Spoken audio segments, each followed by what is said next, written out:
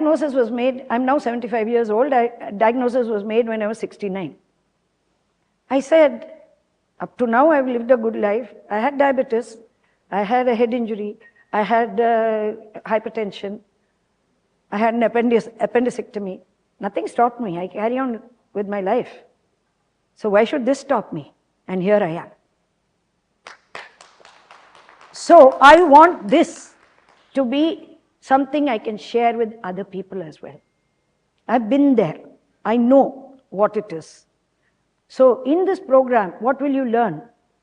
The 7 pillars of resilience, how to rewire your mindset, will be simple, practical daily rituals to create your own reality, tips, tools, hacks to tap into your body's own healing capacity, raising your vibration and frequency, and increasing all 4 sectors of your health, the physical, mental, emotional, and spiritual.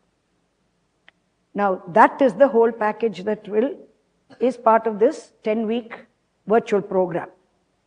Remember my story? I just told you, isn't it? Do you know how much I spent? Over 30 lakhs for my treatment. Over 20 lakhs loss of earning. Over 2 years downtime.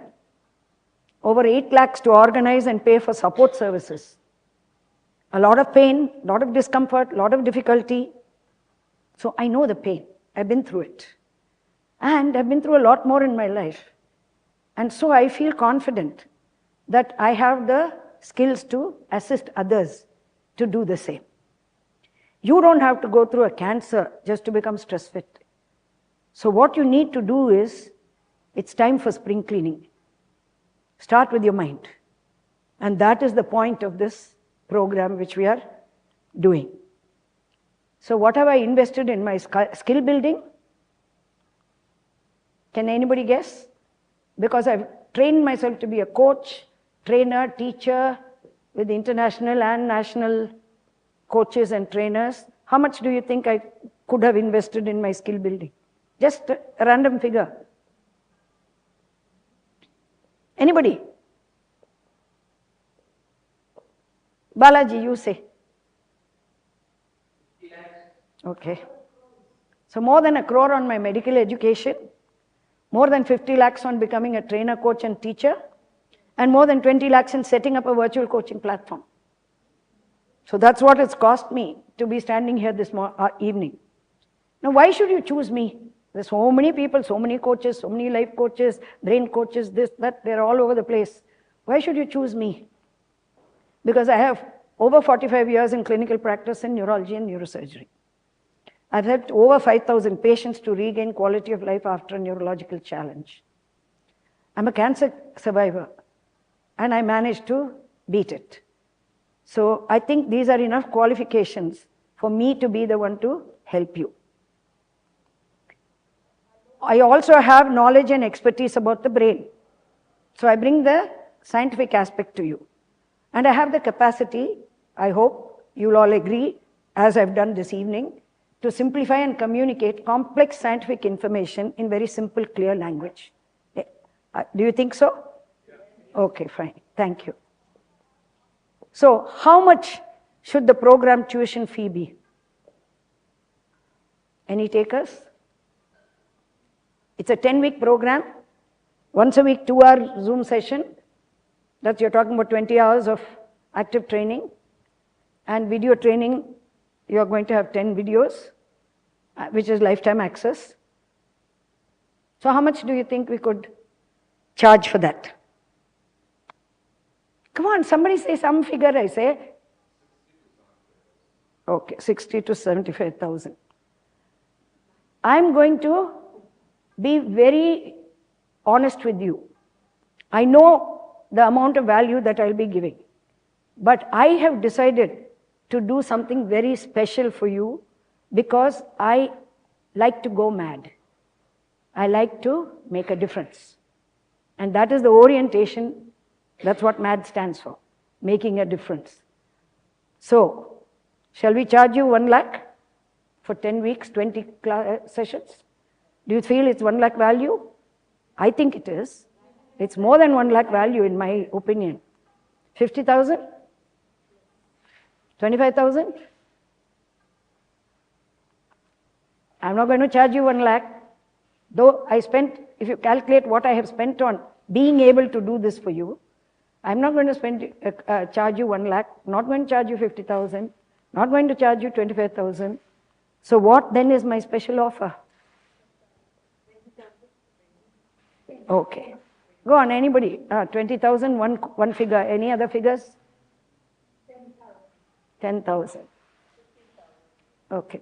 Everything, all the numbers are being said. So there's a handout being given to you that will give you the details of the program. It also has a payment link and a QR code at the bottom which you can use. You can join now to make 2023 a year of transformation and become aligned in mind, body and spirit. And if you take immediate action, it is 15,000 only. Is that enough?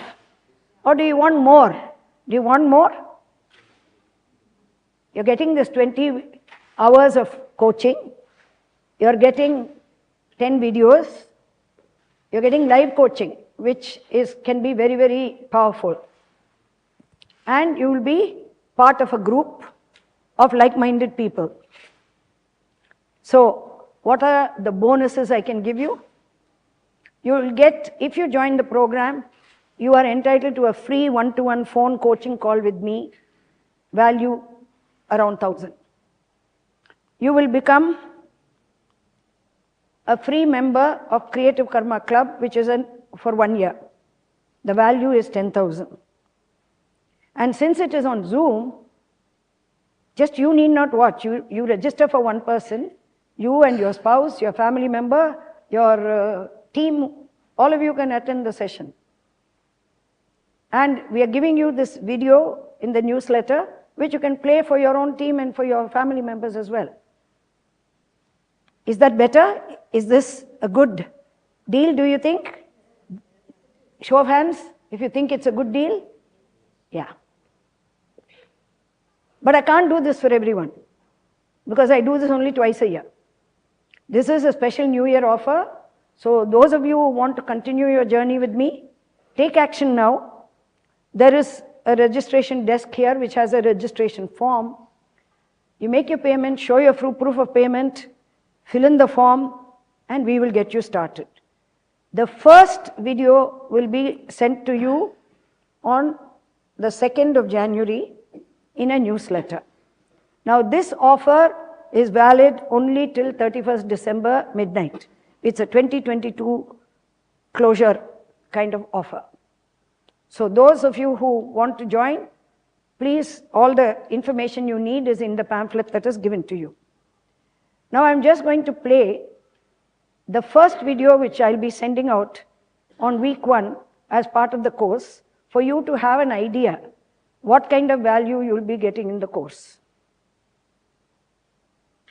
Welcome to video 1 of week 1 of our program on rewiring your brain for resilience.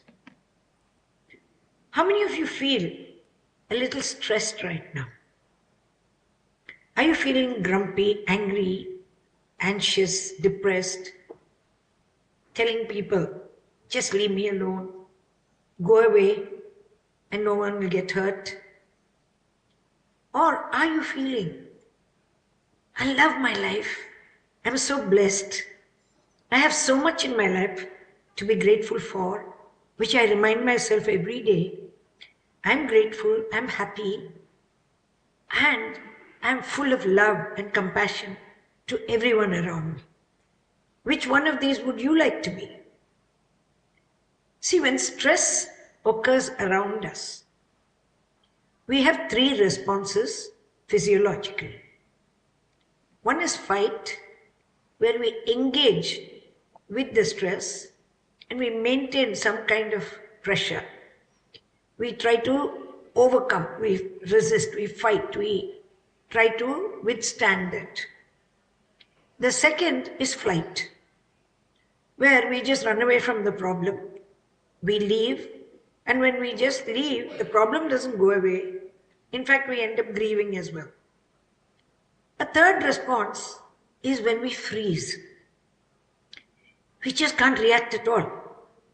But when we freeze and pause for a little while in the face of the stress, what happens is we are able to at least weigh the situation. We are able to take some kind of action.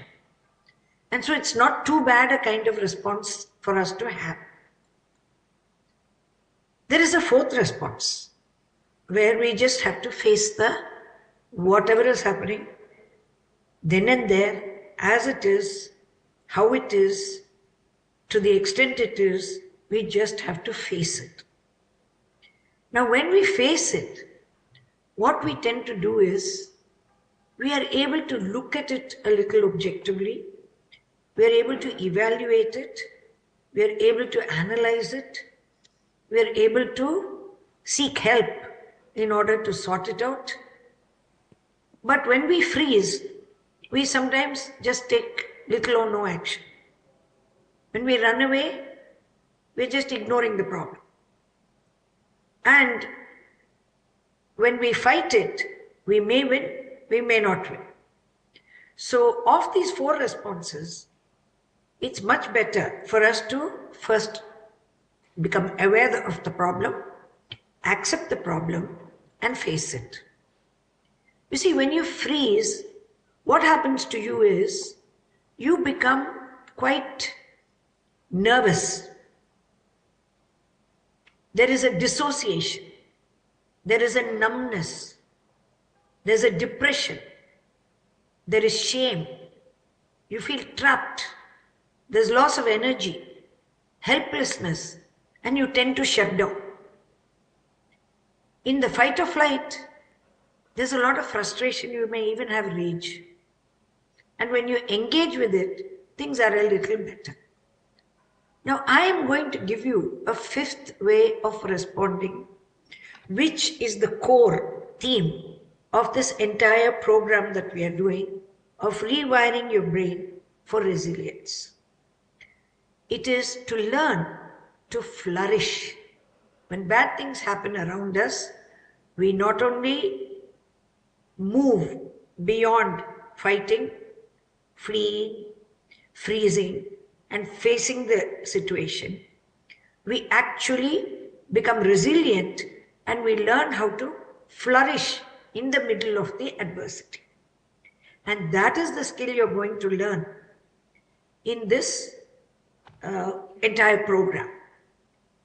Now, the adversity framework, what happens is when it first happens to us, we are a little bewildered actually.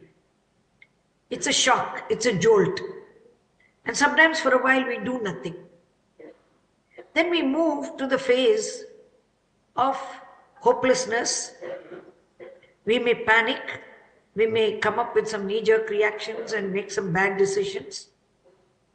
But then we have to go beyond that to phase 3, where we assess, we evaluate. And sometimes we make wrong choices which lead to a road to nowhere. But very often, when we evaluate, we're more realistic.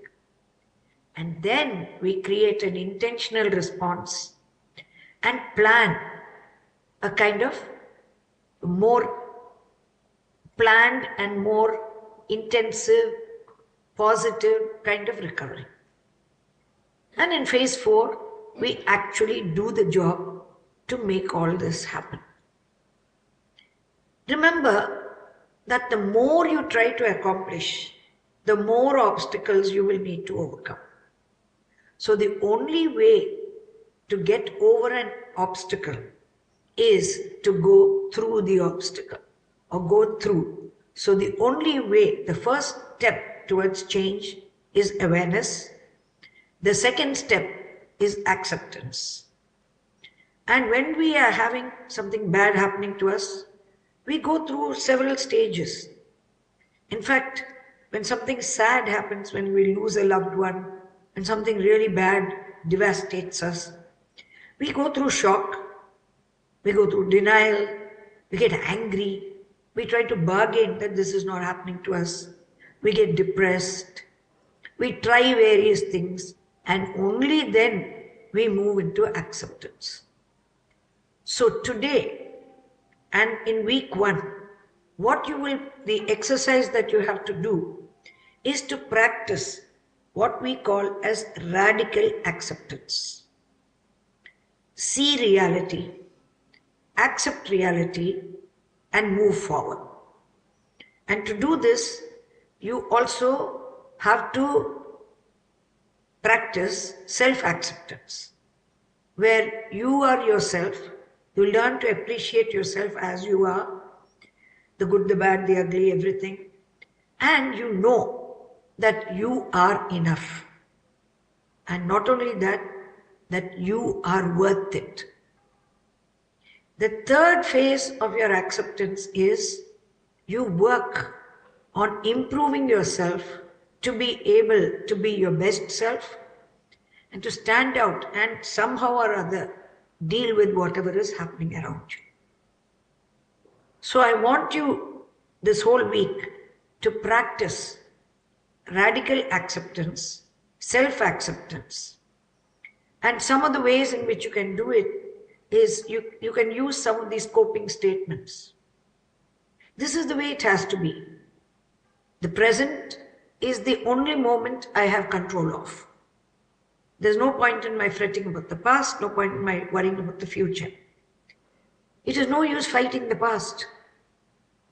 And this moment is a result of over 1 million other decisions that I've made before. So I cannot change what has happened. But all the events of the past have led up to this. That is why it is the way it is.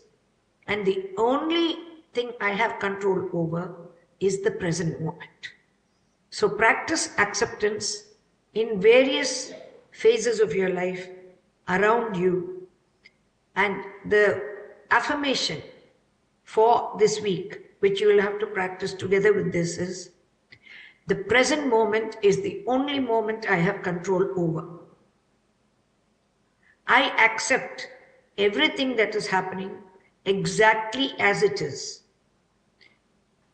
I am capable and worthy of dealing with it no matter what. So with this, you've got your exercise for this week. You've got your theme for this week, which is acceptance. And I will see you next week with the next video. Best of luck in what you do. So that is the kind of video you will get every Monday when you are signed up for the program. And every Friday, 7 p.m. to 9 p.m. will be the live coaching class. So I have put in all the effort possible. I've undergone all the training possible. So if you are with me and you want to enjoy this journey with me, take charge of your life right now, because this is the secret story of your life. And then you can bounce back from whatever happens to you. Let me also take this opportunity to wish you all a very happy new year, because we've got only 1 day more to go for this year. And whatever happened in this year, good, bad, ugly, it's all over. You have to decide whether you want to make your next year a beautiful one or something that you're just going to tick, just carry on, get up, go, float along, take what comes kind of thing. Take no actual action, do nothing. Understand that when you start doing something to improve yourself, there will be a lot of criticism, particularly from people around you, because you're changing for the better. And which means they have to change for the better. So they are in their comfort zone. So don't let somebody say, oh, this program, there are so many programs, you're joining this program, what do you think? There'll be lots of people. There's this little voice inside your head also, which will go chattering and say, will push your resistance. 15,000 rupees, what can I do with 15,000 rupees? There are a lot of things you can do. But I want to thank each one of you for actually taking time off today and being here to spend time with me in this evening, which I felt was a feel-good evening, where I can give you a little bit a peek into the kind of work that I'm doing and the kind of work that I can do for you and with you, and also to appreciate 5 amazing people. You're going to see 5 absolutely amazing stories you're going to hear in the awards function. But before that, let's take a break, have tea, and then gather back here by 5:40 for the awards function. I am willing to answer question answers for another 10 minutes if you want. So, sir, you were asking, yeah.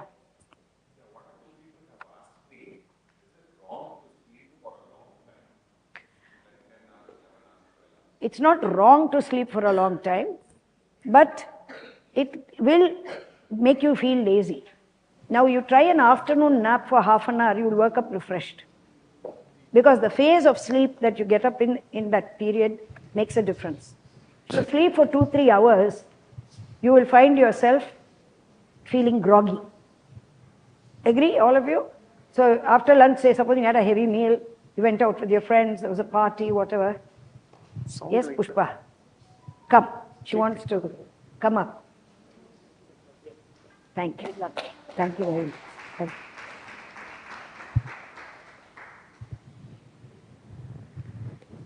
So it's much better to have a regular sleep cycle.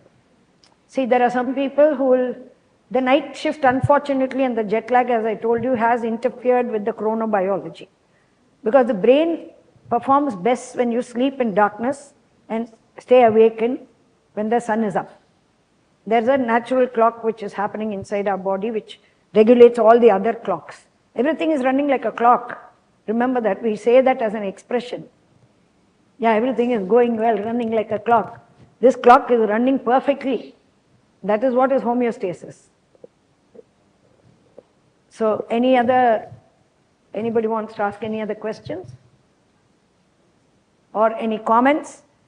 Anything you want to share, ideas which you have, which were triggered by the presentation? Yes, Sheila. This is, give her a mic. This is Sheila. She's a friend of mine. She is a NLP coach, neuro-linguistic programming coach. She has worked with ordinary people, very, very famous people, including cricketers, Ranji Trophy. And NLP is a very powerful, I'm also an NLP master practitioner, but NLP is a very powerful tool which can bring about changes very quickly. Yes, Sheila.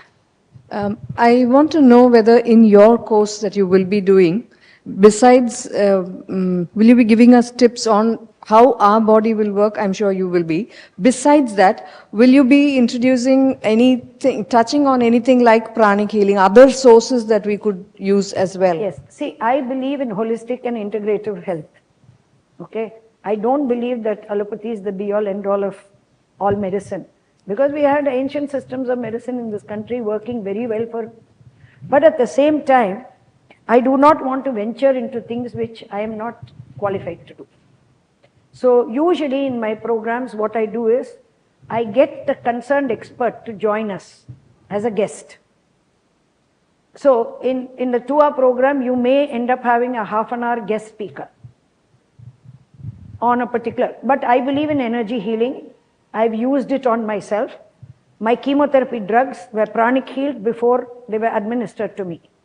And no side effects. I had been doing that for my patients in Apollo before itself. So when it was my turn to have the chemotherapy, I got it done for them. Also, a whole team of my friends, including a neurosurgical colleague who is a pranic healer, they were continuously sending me distant pranic healing throughout my process. My yoga teacher is here, Mr. Rajkumar. So what we did was, post chemotherapy and post radiation, I had 4 months gap waiting for the surgery. We checked with the surgeon what will be my body position during surgery and all that. We worked on building up. I was head down with my legs splayed out for 8.5 hours. So I could have got nerve palsies, etc. due to the pressure. But what we did was, I worked on strengthening my abdomen, worked on strengthening my perineum. So I worked on becoming more stress fit to withstand the surgery. So like I said, it's a combination. So in allopathy, Yes, we sometimes prepare patients when we do cervical surgeries. But hardly anybody tells you in that gap, go and prepare yourself for surgery. I nourished myself differently during those 4 months. Fruits and vegetables and protein and everything. So my wound healing was very fast. And it was excellent. So it is better to be prepared. Now what we're doing and telling you about stress fitness and resilience is to be prepared. Life happens to everybody. To what extent and in what way is what differs. But life happens. There's anybody in this room who says they've never had a bad day in their lives, nothing bad has ever happened in their lives. Nobody can raise their hand. Okay? Sir, any other comments? Yes, sir. Yeah. Came to that fever part, I missed reading and I didn't get. Maybe you also show missed. that again? Okay. Yeah, please.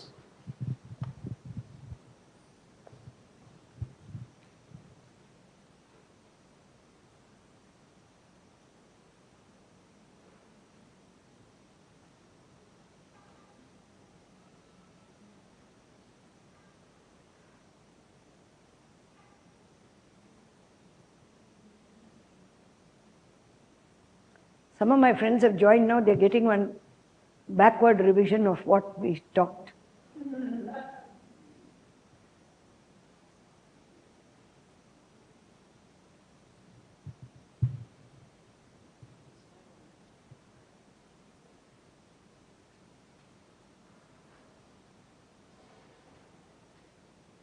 So the body can heal itself. We have to help it along. And we should learn to value this priceless machine.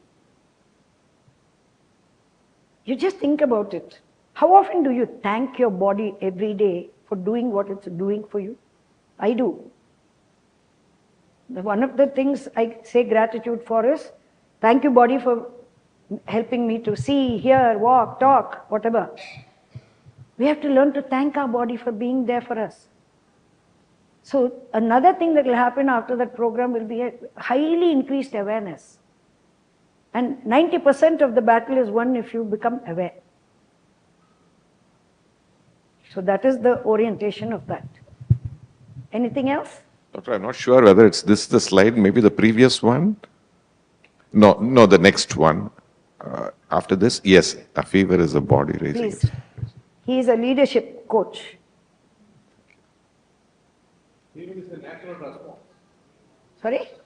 Fever is a natural Yeah, this is the body's natural way in which it fights anything that tries to attack the body.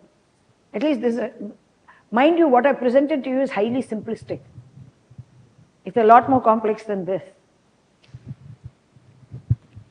But then when we are coaching, we will take you a little deeper and we will, be there to help you understand better and things like that. Can we? Thank you.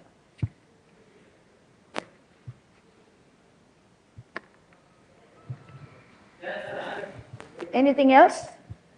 Anyone else wants to make a comment? Yes, madam.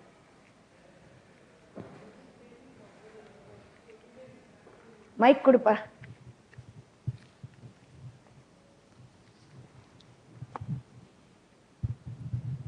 Ibdi. Tirupanga. Every day we have to say that this is our best day. I mean, the present is what we have. Yes. And I heard of a very bad incident which happened near my friend's house in Phoenix.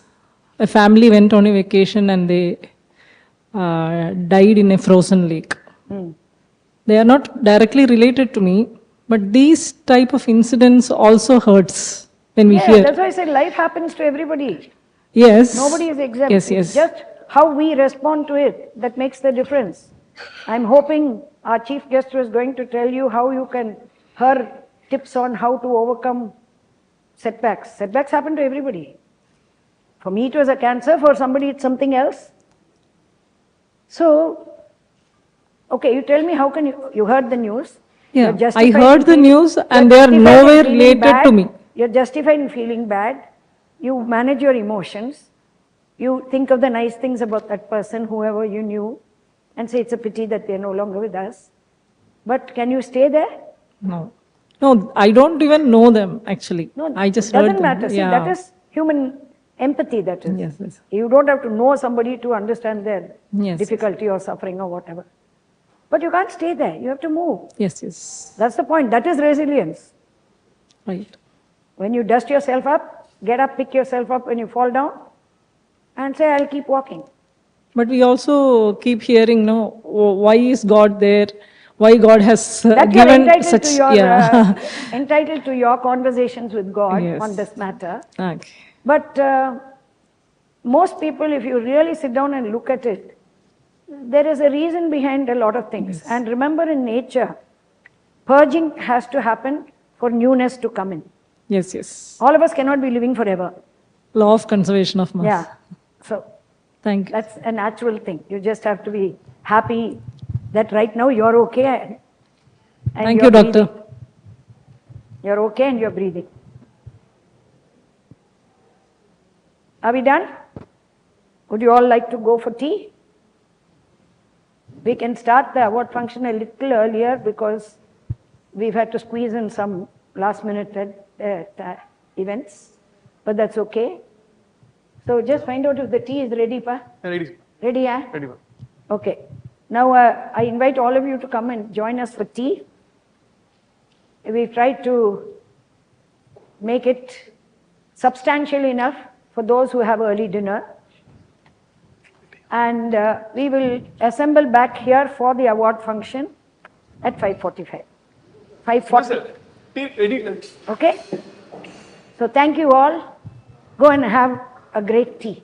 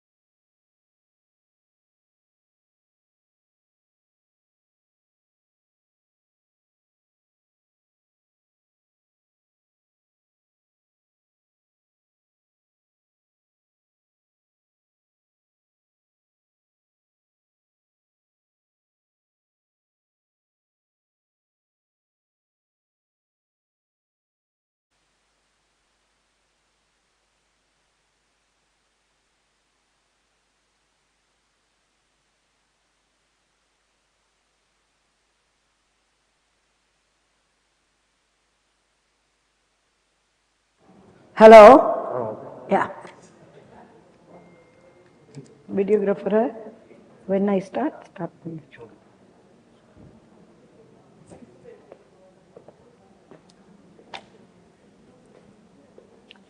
Good evening, everyone. Thank you for coming. I think we shouldn't have had such a big tea break because all the students ran away, the MBA students. So I'm sorry, awardees, your audience has become less, but it's all right. Those who matter are here. Okay, that's what's important. And it's on YouTube, so everybody is going to be seeing it. It's being simultaneously streamed on YouTube. So even I will get to see it tomorrow and make my own judgment on what has happened or hasn't happened.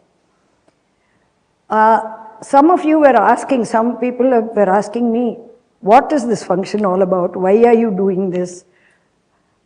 I used to do what is called as a good life party, where you simply come, have fun and go. That's it. That's the idea. And the people I'll invite will be very random. Whatever comes to mind, whoever comes to mind, I'll just call them. And if they turn up, they turn up. If they don't turn up, it's okay. So, and when you come there usually is no specific agenda. But today we had an agenda. And the agenda was also because I'm launching my program, Rebooting Your Brain for Resilience, which is starting on the 2nd of January. It's a virtual program. It's a 10-week program where every Monday a newsletter with a video will be sent to the participant. And every Friday will be a 2-hour live interactive session with a group and me, whoever is registered and me. And I have planned the course in great detail, and I promise that I will do my best to give the maximum value as I always do in everything I do. So I also have in my slip where patients know where I am at what time and day, where I write there, we under promise and over deliver. So we do that. So I had also had to highlight what the course is about and what I have invested in being able to bring that course to you, both in time, energy, and money. And 2 people have signed up. My grateful thanks to them. One of them is sitting here. And she has attended some of my offline earlier workshops. And that's a testimonial. I thank you. The fact that you felt you will get value and you signed up for it straight away. Thank you. So this part of the evening is something which warms my heart. That's all I can say. Because the theme is resilience. And most of us think that our lives are complicated, that our lives have got so many problems. And very few people nowadays have the time or the inclination to think about someone else's problem. Because everybody is having their own problems. Like I tell, somebody said, if this happens, somebody will come, this will come, that will come. I said, nobody really cares. At the end of the day, you have to stand up on your own 2 feet. If you fall, you pick yourself up. Somebody may give you a hand to assist you. They may not. You have to stand up and make sure that you stay standing. And you bend but don't break. So that is the theme of resilience, which has been the whole evening's theme. And I'm going to introduce you to some 5 amazing people. After you listen to their stories, you will think there's nothing wrong in your life. Because so much has happened to each of them, and they're still standing. So I thought it would be a nice gesture to appreciate them and to share their stories with the rest of you. And that is why I was very keen on the YouTube streaming, because even though you may not even know me or know any of us of this work, somebody somewhere will see that YouTube video and get inspired by the life of one of these people. I shared my story earlier, and I think in a way I'm also equipped to teach resilience to others because I'm also still standing after a lot of things that have happened to me. So may I now invite all the awardees to the stage. The reason why I'm inviting you now itself is so that there's a smooth flow between awardees. So, Sumir, you can come up, Mr. Govindraj, and somebody help him up, please. Come, Maria Priya, Meenakshi.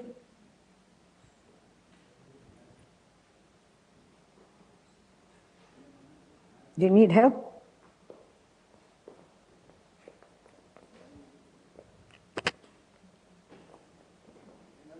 நீங்க உள்ள போயிடுங்க Maria இருமாக்கண்ண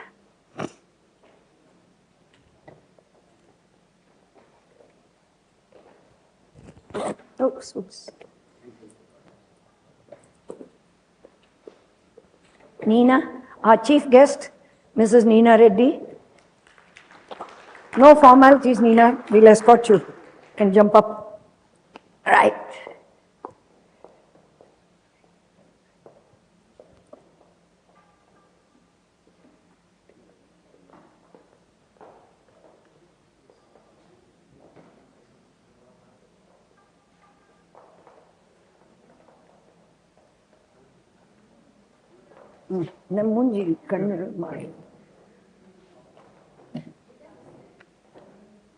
Sit, your name is put there. Anyway, something. That's my chair in the middle, next to you, so that's okay. So, let me introduce our chief guest to you, Mrs. Neena Reddy. Her secretary sent me one long bio. I'm not going to bother with that bio at all. Because to get that bio, I had to bully her till yesterday evening. And finally, I said, your secretary can send, and she sent. What all of you, she is on page 3, on page 5, page 10, all over the city, everywhere. So actually, most people know her. She is the joint managing director of Savera Group of Hotels, and so much more. From my point of view, she's a diva. She's a philanthropist. She's so generous with her time, energy, money for so many causes. She's a corporate boss, yes, boss lady. But she's a beautiful human being, and she's a good friend of mine. And that is why she's here today. Now, all of us went through a lot of difficulties during the pandemic, in some form or other. Some more, some little less. Neena had her share as well. But I don't know if that's what I wanted to focus on. She's got a terrific attitude. As her friend, let me tell you one thing which I have admired her for. She doesn't, I don't know if she knows about it, but for years. See, she is in a very tough job. She has to deal with all kinds of people, all kinds of situations, and at all times of the day, when she's tired, not tired, a little bit like a doctor. We also do the same thing.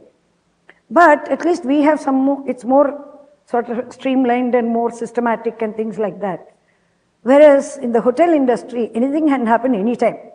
It's a very, contingency management is a very important thing. And she's been doing this balancing act so brilliantly for so long. And so I'm going to request her to just share her mantra for dealing and overcoming setbacks, which has kept her resilient so far.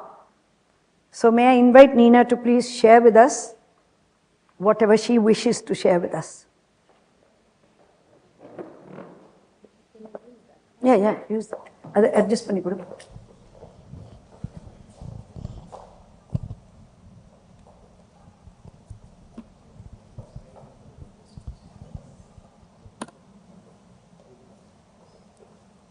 Good evening, and can you hear me? Yeah. Good evening and namaskaram to everyone. Doc, that was a beautiful introduction. And I think I've known Doctor for about more than 20 odd years now, and I didn't know that she looks at me from all those angles. I was actually admiring the way she was, and I was telling my friends here that she looks like a magician, doesn't she? Yeah? First of all, I would like to thank Dr.Prithika Chary for asking me to come here. I was wondering why at the end of the year she's doing it, but I think it sums it up, Doc. It is about gratitude, it's about showing that you care, And what better time to do it than at the end of the year? So kudos to Doc. You always do the right thing. I got to hear about the awardees, little snippets from everyone, and I was talking to one or two of them. And of course, Sumir, we know him for when he was the fitness trainer for Dr. Prithika at my gym. It's amazing, and I think you'll be hearing from each of them later. Actually, I feel very humbled and small, Doc, in front of all of them. I really mean it, even before I can, because my world is a corporate world. You know, it's a different world altogether. And whatever challenges we have gone through are very different from what each of them has gone through, and of course, you'll be hearing it from them. So what exactly is the meaning of resilience? Interesting word, isn't it? It's a strong word. Resilience is not giving up at all. And like how Doctor beautifully put it, it's like, you bend but you don't break. I think that's what resilience is all about. I feel all of us have it in us. Each of us sitting here has it in us. It is just that we need to recognize that, and that resilience, I feel, comes out when the situation comes up. I was talking to different friends before I came here, Doc, because I didn't know what I was supposed to be sharing. And in fact, I was speaking to a couple of them and I said, what does resilience mean to you? You know, and some of the input that I was getting. And some of them said it is about, same thing, not breaking, not giving up at all, going against every odd, but, it's just going on. But where does it stem from, was my question. Where does this resilience stem from? Where does it come from? From within, isn't it? No one outside, for example, we know we work with gyms, right?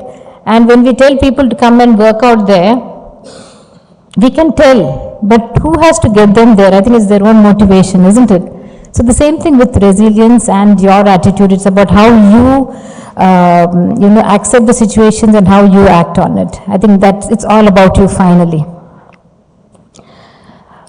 I've had my share of difficulties, and I don't want to use the word difficulty after this. I think it's, immediately when you say difficulty, it sounds like a different, very difficult situation. But when you call it a challenge, there's a very positive word to it, isn't it? When you say challenge, then, there's a way you're going to look at it very differently, how you're going to approach it, and how you're going to tackle it. And it's almost like a game after that, So long time back, I've stopped calling them difficulties even at work. I just say it's a challenge, and I'm ready to take it on. Let me take you back to my childhood, or when I was married into the family business here. I was just about 19 or 20 years when I got married and came into Chennai. And my background was like any of you, like a regular college student. I was married when I was still in college. Married to this really fabulous person. I think it was my karma, my good karma. He became my best friend, and he was my best friend till the end. I think you all should marry your best friends. When you marry someone, I think it has to be a friend that you marry, because then there's an understanding, there's growth, because you allow each other that growth, and that's exactly what happened with Vijay and me. And I was always a people's person. Even when I was growing up, I grew up with lots of people around me, whether it was my grandparents' house. I mean, there were a number of people around me. So I think I was always a people's person. And I always tell everyone, I don't know about any other talent I have, but one skill that I have is people management. Because I think I like it. And I think that's exactly what I turned my skill or talent into what I'm doing today. That's what I do. I'm with people. I like being with people through all the different kind of challenges that we go through, but I love it. I think that's what it is. I think, each of us, when we are in a position, when we do the things that we like, I think then you don't think it's at work at all, isn't it? Three major challenges which came up, which suddenly I'm able to recollect. I think one has been 16 years back, 14, 15 years back, exactly around this time of the year. It was the 31st of 2007 night. We were having this really gala New Year's Eve that we had planned for Chennai to come and, enjoy. What started off as fantastic arrangements and, putting together all our efforts into making it work, hordes of people had come in. Between 11:30 and 12 something happened. And I think everyone's world just turned topsy-turvy. There was an accident at the hotel, and let me tell you, Savera is not known for any kind of problems before that. It was all smooth sailing, and I think it was always smaller things that we were dealing with. But this crisis which happened, we lost 3 young lives in that accident. It was very difficult to live with, for a long time. And at that point of time, everyone said, ma'am, everyone knows you, and you will be hounded, and then I think you should just go away somewhere, at least go abroad, just stay there till things die down, and come back later when things are much better. But you know what I did? I just came back, checked into the hotel and stayed there. Because I think it's all about addressing your fears. If there's a problem, I think it's about facing it fully, because there's no running away from it, especially when it is something that you should be holding yourself responsible also for whatever it was. That was life-changing. I think I lost 4 kilos in 2 days. I think I just dropped my weight like that, because it was the stress of it, it was terrible. But then again, I looked at my husband and I said, what should I be doing? Who should I be? Because there were various people coming and telling me, you need to explain this to some people. You need to tell them what has happened. You have to explain yourself. Vijay just said one thing to me, and I think those words are words of wisdom to me. He said, who are you going to be addressing your agony to? Is it the people who will, even if you talk, will never believe? Or is it the other people, even if you don't explain, who will always believe? So that decided, I said, I'm not going to talk about it. I just fell silent after that. I just went about doing the right thing from then onwards. Lots of changes, and we took the whole organization along with us, because everyone was down and out, everyone was feeling responsible. It took us many months to come out of it. But what came out of it was something beautiful. We came together as a big family.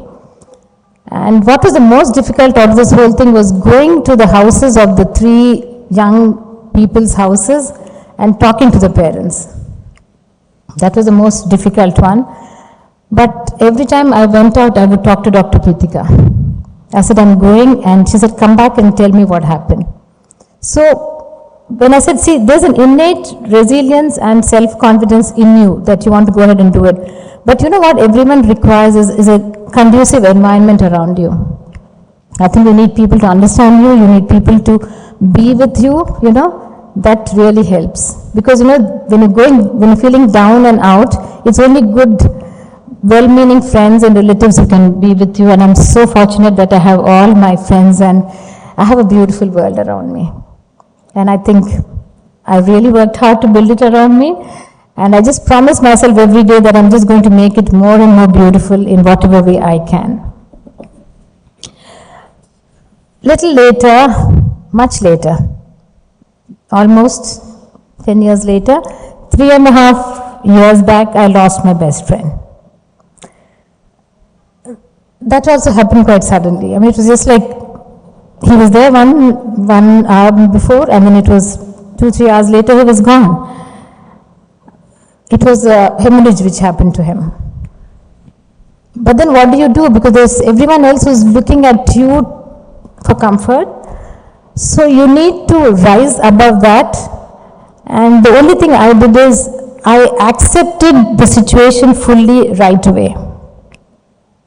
Because I think if I look back, I think what really helped me at that point of time was to accept it, because I had to be there for my young 2 daughters and for the whole organization and whatever he has built up. So if I break, everything else will also go awry. So I had to really stand and take it on. Today I'm glad to say that we were able to bring it back to whatever best possible. I miss him, but I can also say that my relationship with him was complete. I think we were a well-bonded couple, and I think I had a good marriage. Little later, just when I was getting over loss of Vijay, COVID happened. And I think it was exactly just 1 year after his passing on. It was exactly 1 year. It was March he passed away, the next March COVID was all over us. That point of time, everything came to a standstill. Not just in my life, but in everyone else's life sitting here, I'm sure.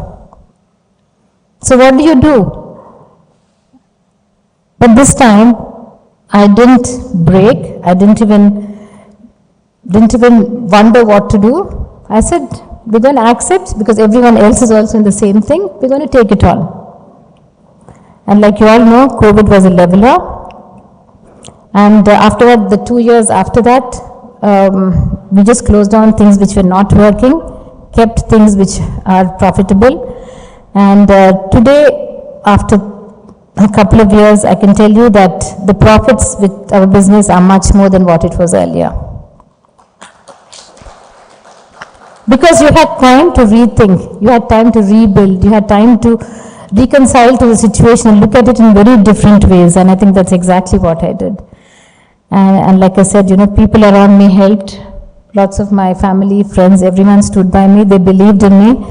And they were there for me when I wanted to talk. And what kept me personally going was my fitness. And I think Sumit will agree on that. I think it's all about how healthy you are. It's like how they tell you in an aircraft, you put on your mask first and then you'll help out others. I have to be fit. I have to be healthy if I need to look after other people. So everyone, all my friends know that I keep my mind, my body and my soul intact in different kind of ways with different activities, whether it's my exercise or learning new things or just enjoying every day of my life. Doc, my tools for what I am today. I always think life is a drama, right? Life is a drama. God has created us, He sent us down here and He's created a stage for us. We just have to look back and I think Sheila was saying that. Sheila, you said that? You wonder, you've come here, so what are you supposed to be doing? So we have to find a purpose for why we are here and do the best at what we are here for. So whatever role that we play, whether it was earlier as a daughter, a wife, a daughter-in-law, a businesswoman, a mother, mother-in-law, grandmother, whatever, I think if we do our best in that role, I think we've had it. So we've been completely present in that, and I think taking life as it's a drama, so you project your best role forward, right? And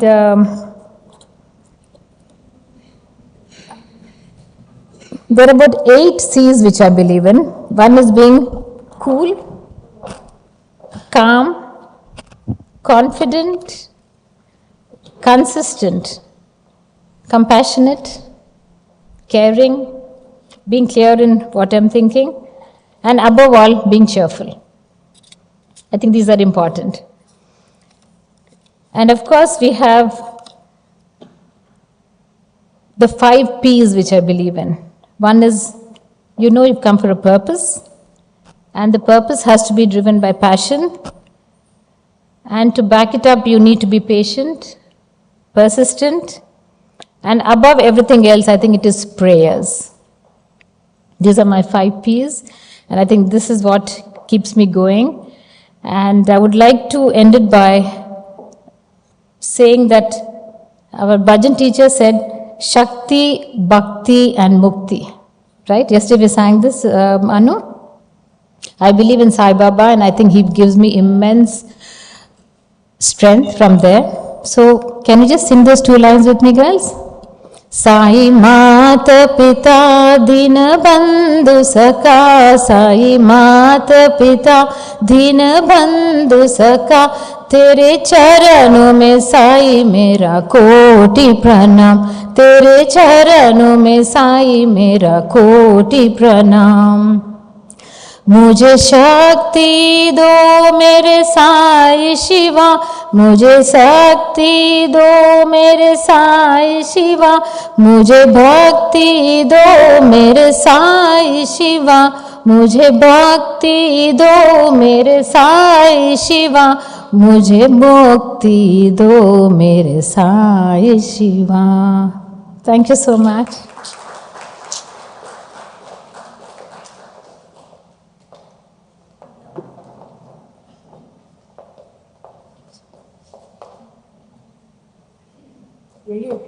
Salai, that's your memento first. Wow. You don't have to carry it.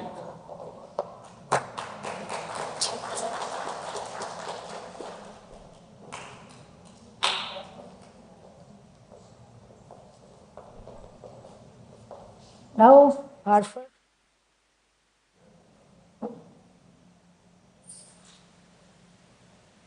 What is that? Slide मार लिए बा? हाँ. Sumir Kumar.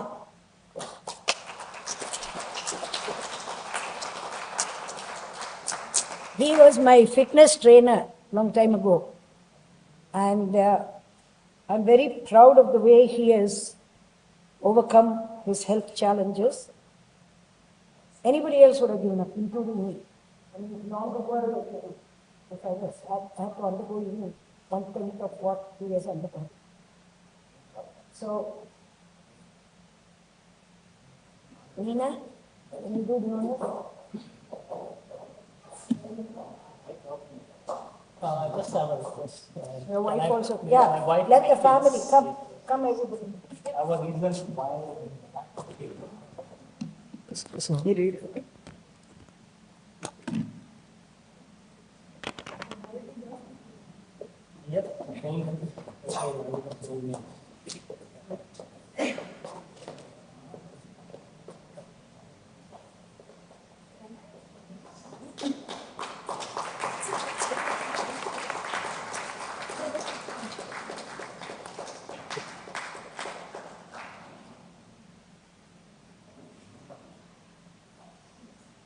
May I now invite Sumir to just share his trials and triumphs.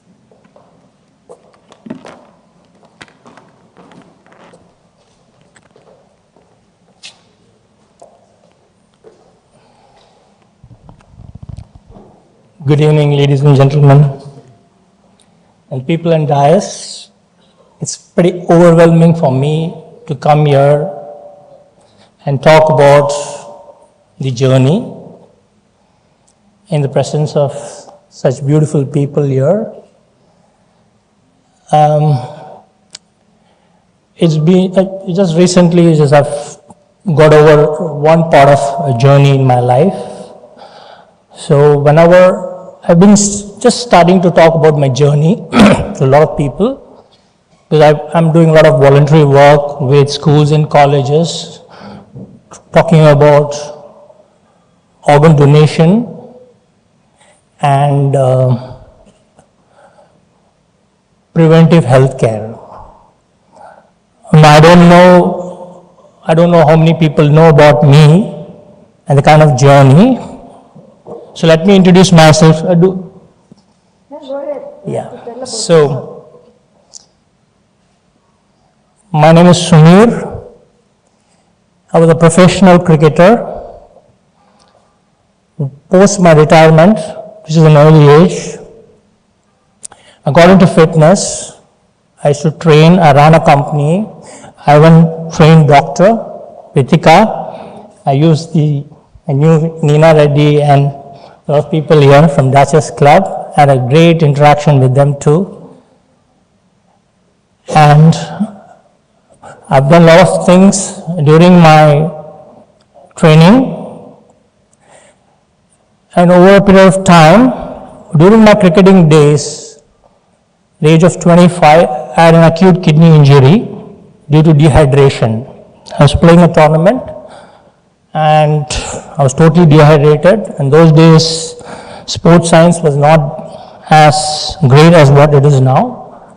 Unfortunately, I had acute injury. So later on, though I was admitted in the hospital for 15 days, I was lucky to get back. That was my first part. And then I continued to play cricket for 4 years professionally. And then I will continue saying the story more. There's a lot of things. Actually, my life is divided into 4 parts. I'm almost 48 years old. I have 4 parts, and says that first 12 years, the second phase was 12 to 13 to 24, 25. The third phase was from 25, 26 to 38, 36, and 36 to 48. All these four phases of this life taught me a lot of things. So I will go to the 4th phase, which was a different phase, which had to do with my health. I had 2 kidney transplants. My first one was in 2015, and my second one was in 2019. But my journey of kidney disease, CKD disease, though I told it started in 2000, exactly 2000, I was on dialysis from 2012. I was on dialysis for 3 years. Then I was lucky enough to have a cadaver transplant, which lasted for 2.5 to 3 years. It failed for different reasons. And then, after my kidney failed, 2015, I was back on dialysis, 2018, sorry, I was back on dialysis, and I was getting ready for my second transplant. My wife came forward to donate, and we had planned to have it on 2019, April. But unfortunately, I had a massive aortic dissection, which is nothing but I had a tear in my aortic valve and an emergency open heart surgery. Luckily, I was in the hospital doing my dialysis, and it was a shooting pain when I was going through my dialysis. I used to do night dialysis. So after that, I'm just going to brush through what I went through, because I'll explain to you later what was the actual reason I'm going to explain. And then I had an emergency operation immediately in the morning. The percentage or success rate was just 5%. And I got through it, and then I was like this, if I can, the photo? Picture? Slide kattla mari irukku.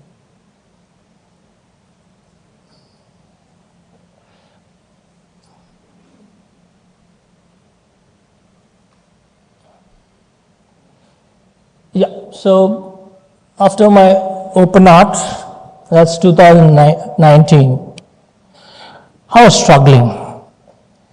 In 2019, I had 9 surgeries.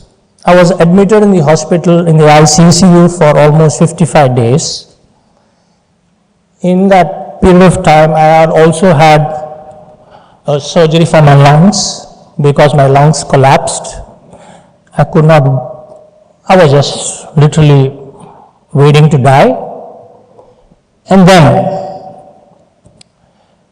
I was fortunate enough when a friend of mine came forward to donate, and everything went well. And within 2019 September, once my transplant happened, life changed. And then you could see in 3 months how I turned to. And then in 2019, I was on a different plane. I was back to my training. I was getting trained myself. My wife wanted to run a 10K marathon. I said I will support her. Finally, I ran the 10K. Within 3 months of my surgery, exactly 100 days, I completed the run with no idea. I just wanted to run with my wife. And I believe later on, after 8 months, I came to know that I was awarded Asian Book of Records and Indian Book of Records, being the first person to run within 100 days of my transplant. So I did face a lot of things from my doctors, and am I crazy? Then, within 6 months, I was actually preparing myself for a World Transplant Games. So this happens every 2 years, and this year is going to happen in 2023, it's going to happen in Australia. So I was just playing badminton, and while playing badminton, I had a stroke while playing, and I lost sensation on the right side, and that was a tear, very small tear, small stroke, and within 5 minutes I was okay. I went back to hospital. I told my doctor I experienced this, and even I called Dr.Prithika, being a very renowned neurologist. He also advised me to do an MRI. Found out that I had blood clots in my carotid artery, and they were wondering what to do, because I just had my open heart, say probably 9 months back. The doctor said, wait and watch, don't do this, don't do that, don't increase your heart rate, don't increase your blood pressure, don't do this. So I said, how long? He said, as long as possible. I said, I can't live like this. See, I need some clarity. What if I get a stroke again? He says, what is the possibility of survival? Survival depends on where you are at that moment, and also once the surgery happens, it gave me a 70-30. 70% probably you'll be normal, 30% you'll have paralysis. So, sorry, the other way around, when you have the stroke. Then I said, what if I do my surgery now? He says 70-30. I said, I'll take it. I will go ahead. So doctors were like wondering, because if I'm going for an open heart surgery, I have to get clearance from my nephrologist. It's not easy to do a CT scan or an MRI because of the dye. So I said, no, I don't want to live like this. I'd rather take that 70% chance. So I went ahead with the surgery on November 19th. I had my second open heart. I had 2 surgeries by then. One was to take off the clot, and I had to do a bypass. Basically, they had to cut off the line. They found out a lot of clots and give a different line. And then 3 days later, they did the stenting. So, I had a different experience during the surgery also, which I normally don't tell people, is that I was very conscious about the surgery. So I could not see things. The general anesthesia worked as in to some extent that I could not see things, but I could hear things. I knew what was going on the operation table. So when I came and told my doctor, Doc, I think I was awake and I was trying hard to move my hands and tell them I'm hearing the conversation. So my doctor said it's not possible. There's only 0.02% that people are awake during anesthesia. But he asked me, I don't trust you. And I said, no. Ask me what were you discussing? And you tell you people who do surgeries in the operation table, they talk crazy. Doctors will know.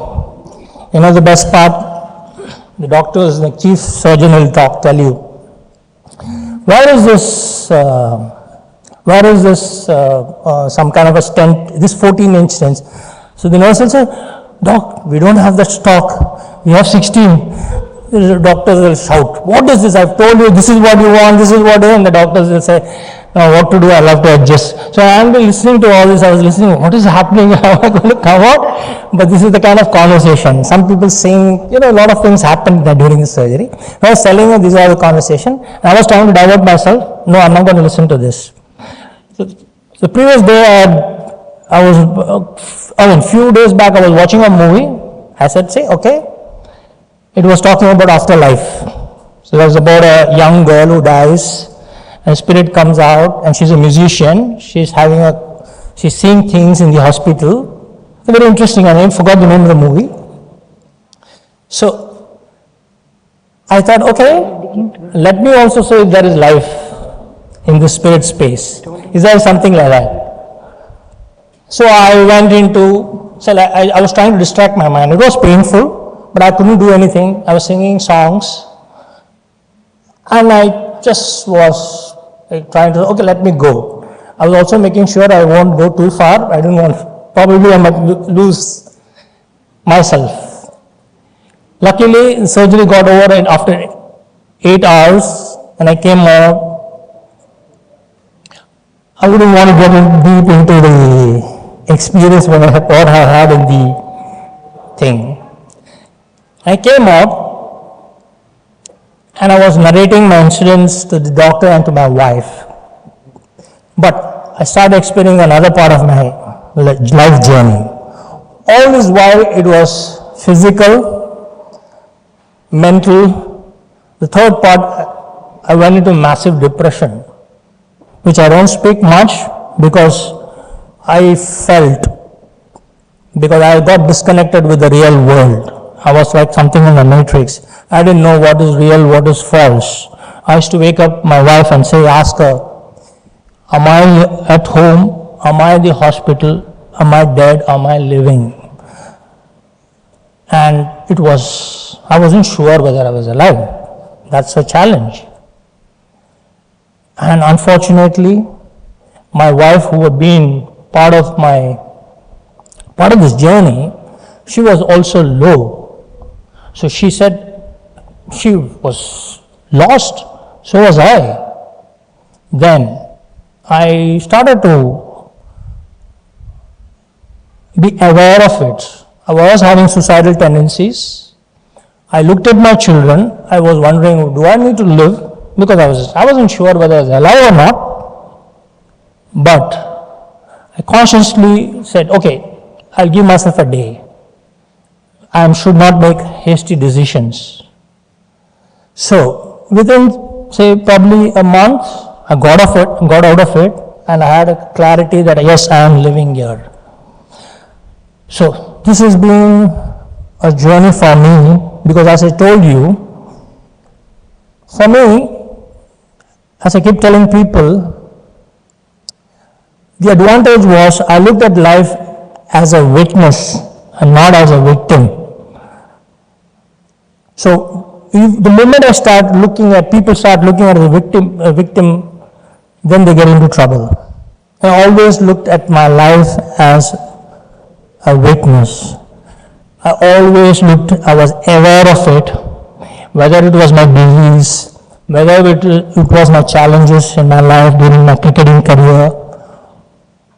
I was totally aware of it, and I always thought, what do I do next about it? So I accepted it, and next was my action. So I always tell people 3 things: awareness, acceptance, and action. And this happens only if you are in the witness mode, not in the victim mode. If you think that only way, oh, why this happened to me, why it is always happening to me, this is not going moving forward. Because I experienced death at a very early age. I said 4 phases. First 12 years was one of the most wonderful years of my life. Whatever I believed, whatever I dreamt, it happened. Though I came from a very middle class army background, life wasn't easy for us. First 12 years, whatever I wanted to do, it happened. I did have the magic of doing things happening. The next 12 years, from 13 to 25, was a learning curve for me.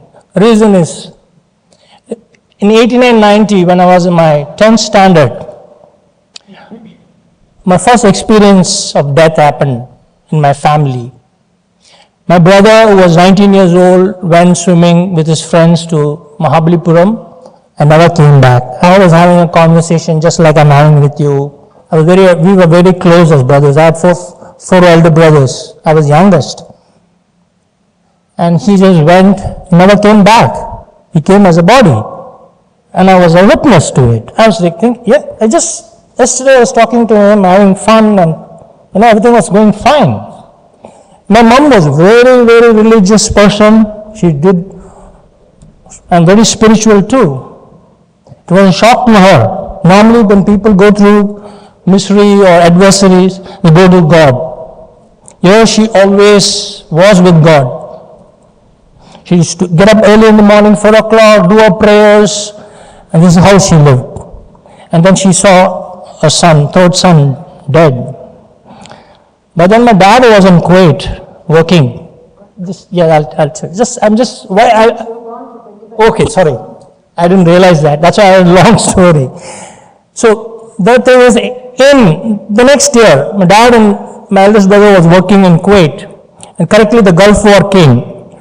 And for 6 months, they were lost. We were not sure whether they were alive or not. They were stuck in a refugee camp. We weren't sure what was happening to them. And later on, those days, we do not have telephone. You have to do an STD. It was a different ballgame in 80s, late 80s and 90s, early 90s. Then they came alive. Same thing happened. My eldest brother and me were having a discussion. What is happening to our family? What's going wrong? And next day, he died of massive cardiac arrest because he was going under depression. He was like wondering, what's going on? The point which I'm trying to say is that I was witness to death, and death never scared me. But I desired at that time that we need to take care of ourselves. So I always say to people, like the great Uguay master says, I don't know if people know about Uguay, Kung Fu Panda. He says, yesterday is history, tomorrow is mystery, today is a gift. That's why it's called present. So we got to live in the present, for the day, for the hour. I don't look ahead, what's there 1 year down the lane, 5 years down the lane.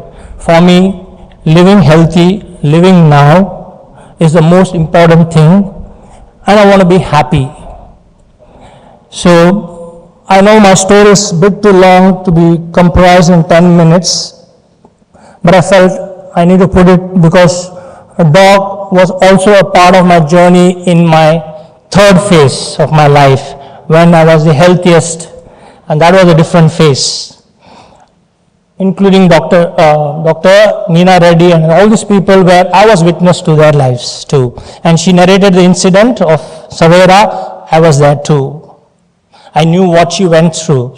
So I did learn from a lot of people, some amazing people from their lives. Thank you. Sorry, I have to cut you.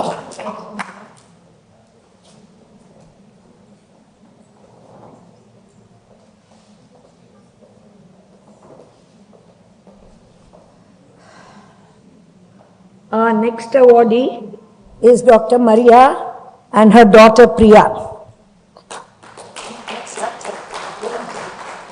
Dr. Maria is a special educator, and her daughter had some issues which she dealt with in a very amazing way, because when her daughter developed the problem, Maria was not a Dr. Maria. She was a housewife. Okay? Onnuda.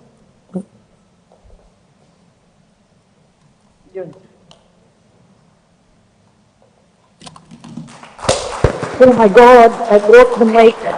Sorry. Did I break it? Are you? Sorry, pa. Damage pantuna. Right. So now they will decide how they want to tell their story, whether both of them are going to tell or Maria is going to tell. Welcome to you. She wants to sit and talk because she's got a back problem. Mic kudupa. Here, take this mic. I can go to the podium.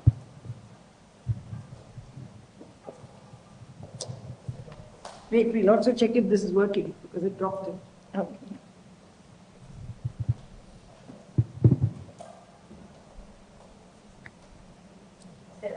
Hello, good evening. Can you all hear? Good evening to everyone here.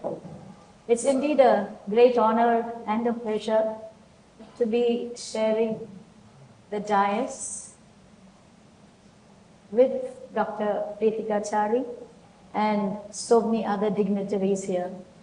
Ma'am, it's really wonderful, ma'am, that you have invited us here today to share about our story.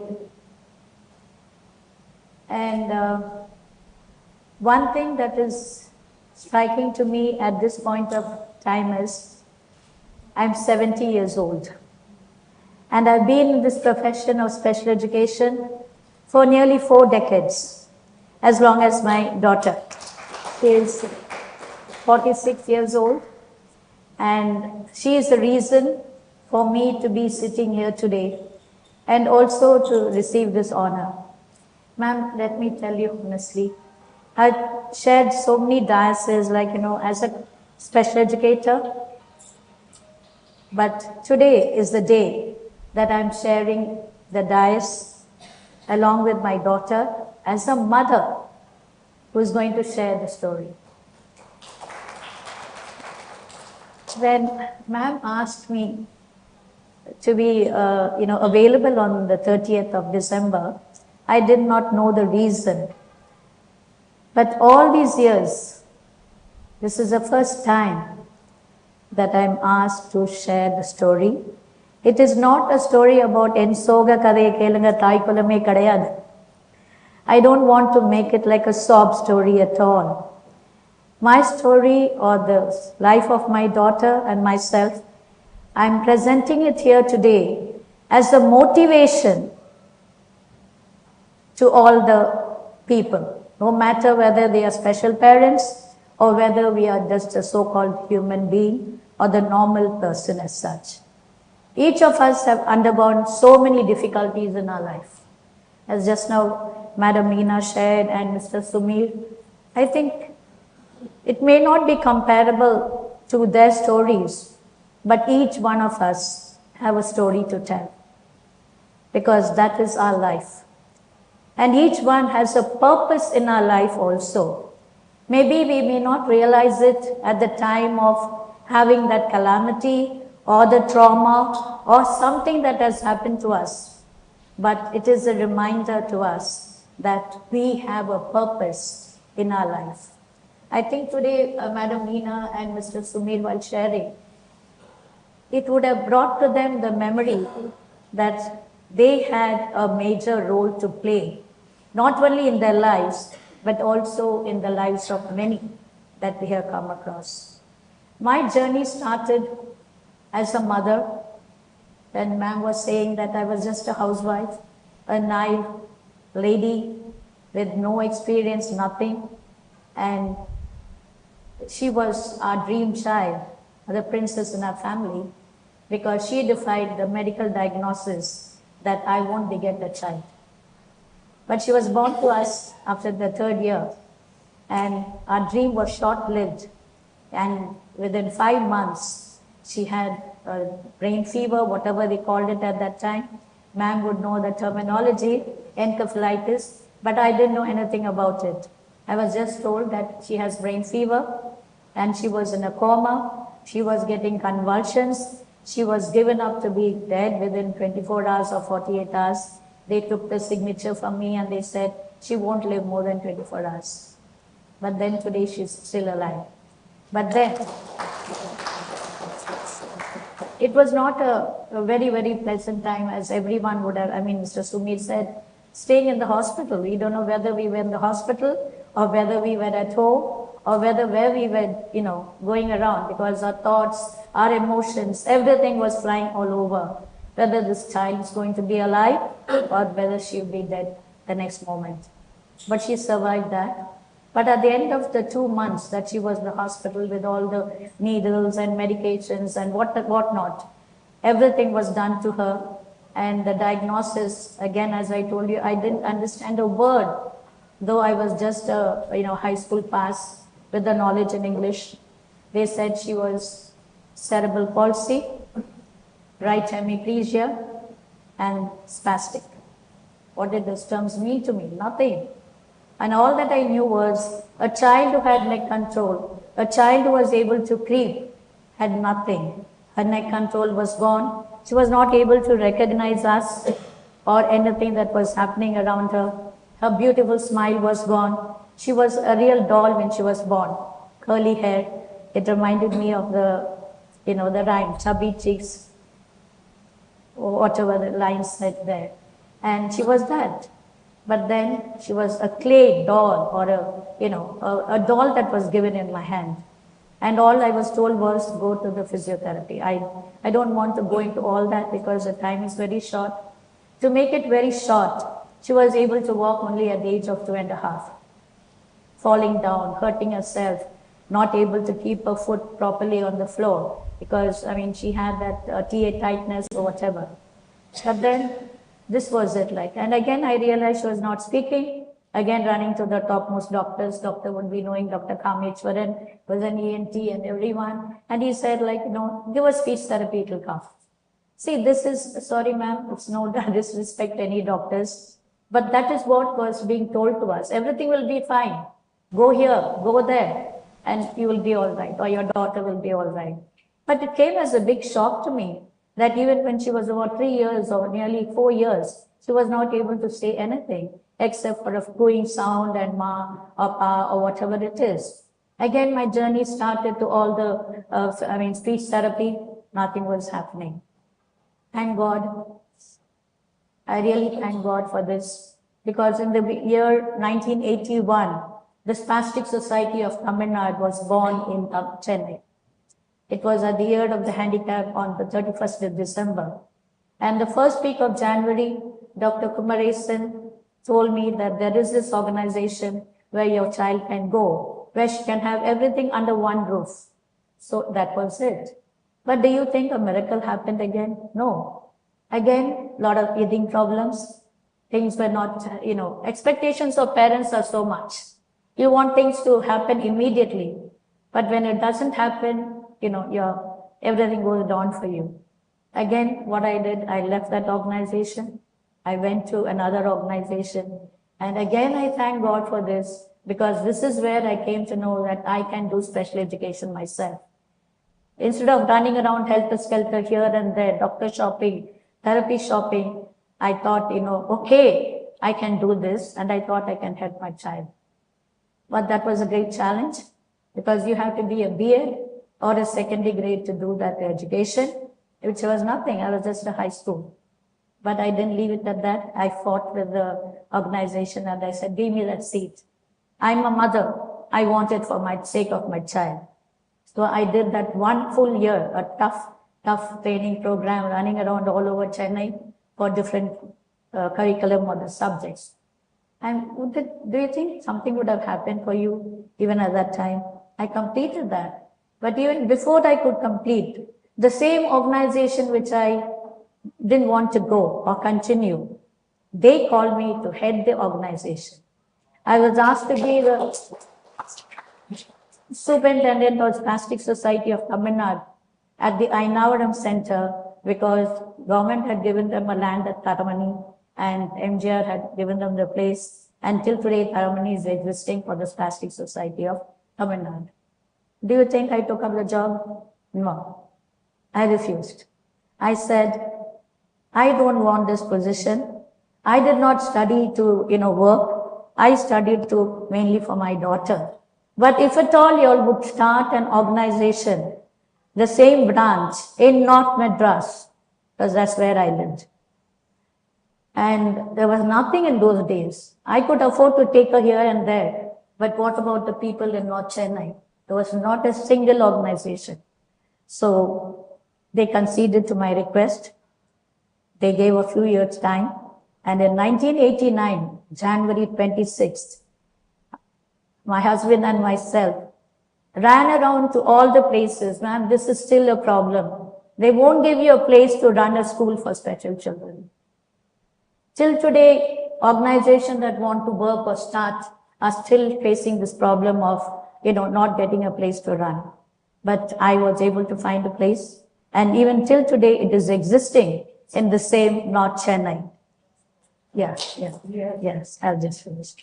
So why I'm mentioning this is, it's a journey. Nothing is easy. Trials come, and that school is existing. And I'll make it short, ma'am. I even started in the rural side for the Spastic Society of Tamil Nadu. And till today we have, So till today, even why I'm mentioning that is, it is accessible for parents. Yeah. So what happened today is like, I want to share about her. She was my motivation even for many of us today. And her journey started like that. And another big calamity or whatever struck in 2012.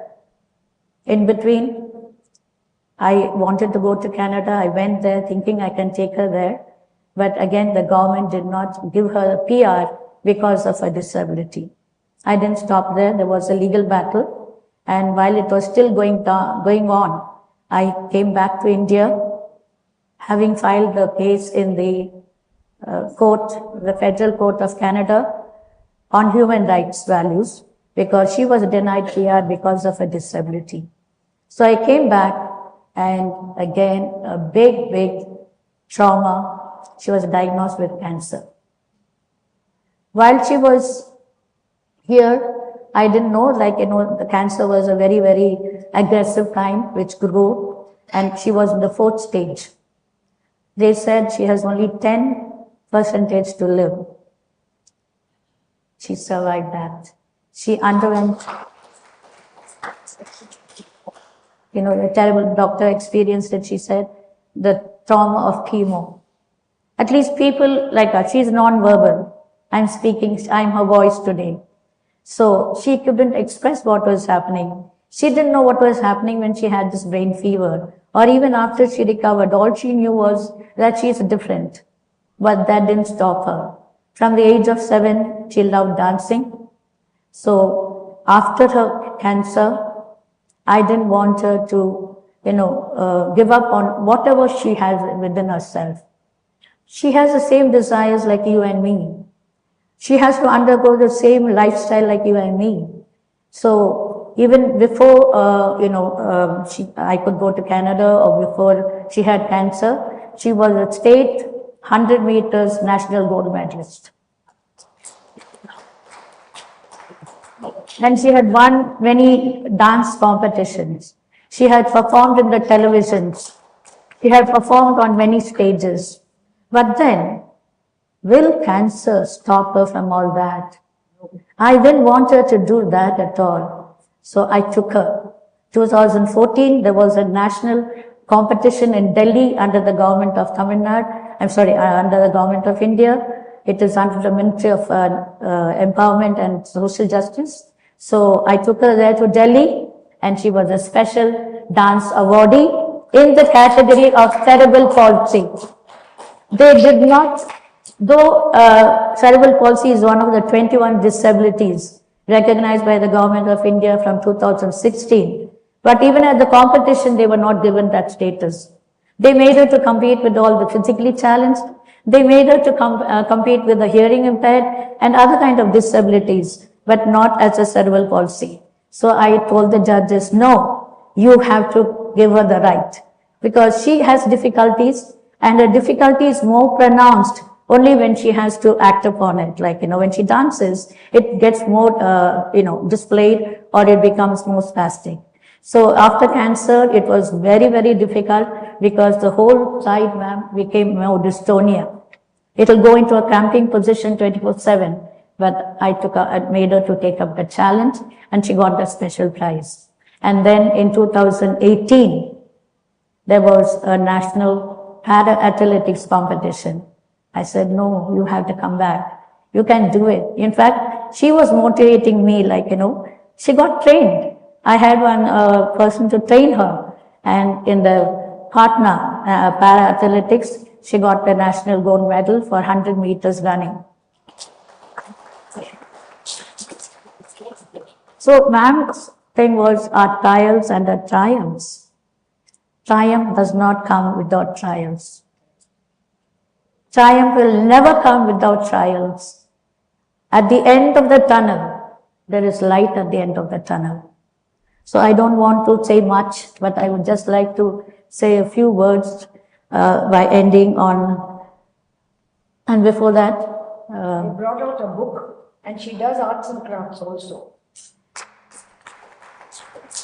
this is a book.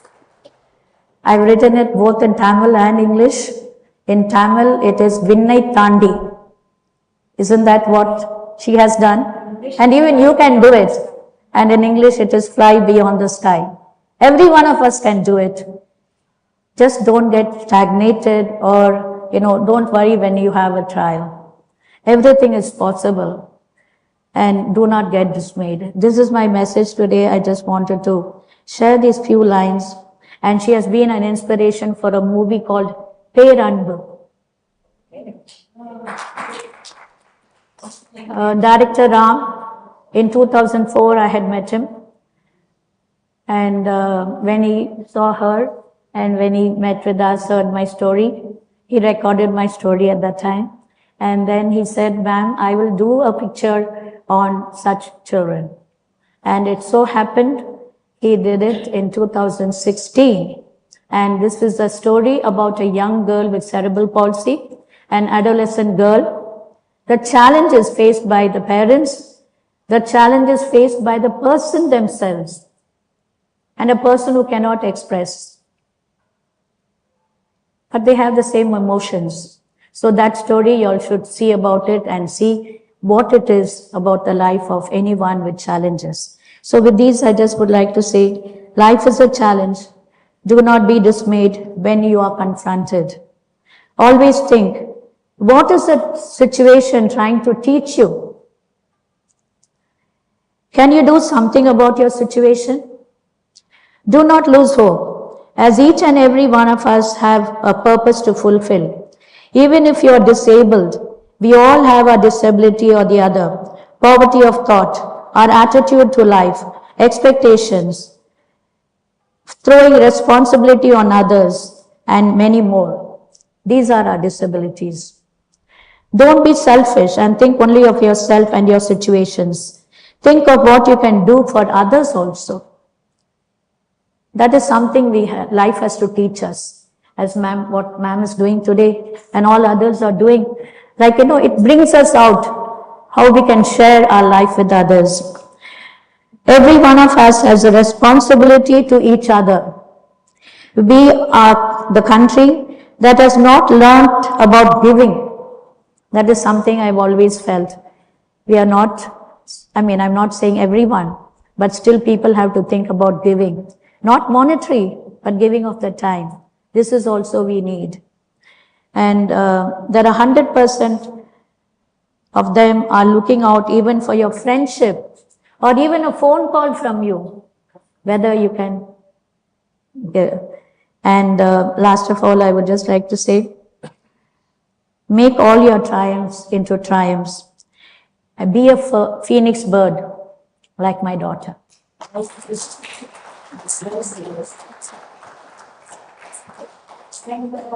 Don't miss the beautiful smile on Priya's face. Okay? So she's obviously a happy person. Okay? Thank you so much. I'm sorry I'm having to force you Yes. about the time. Because group captain is sitting there. There's some time limit on this hall for me. So I'm pushing you all because of that. I know each of your stories deserves a whole evening.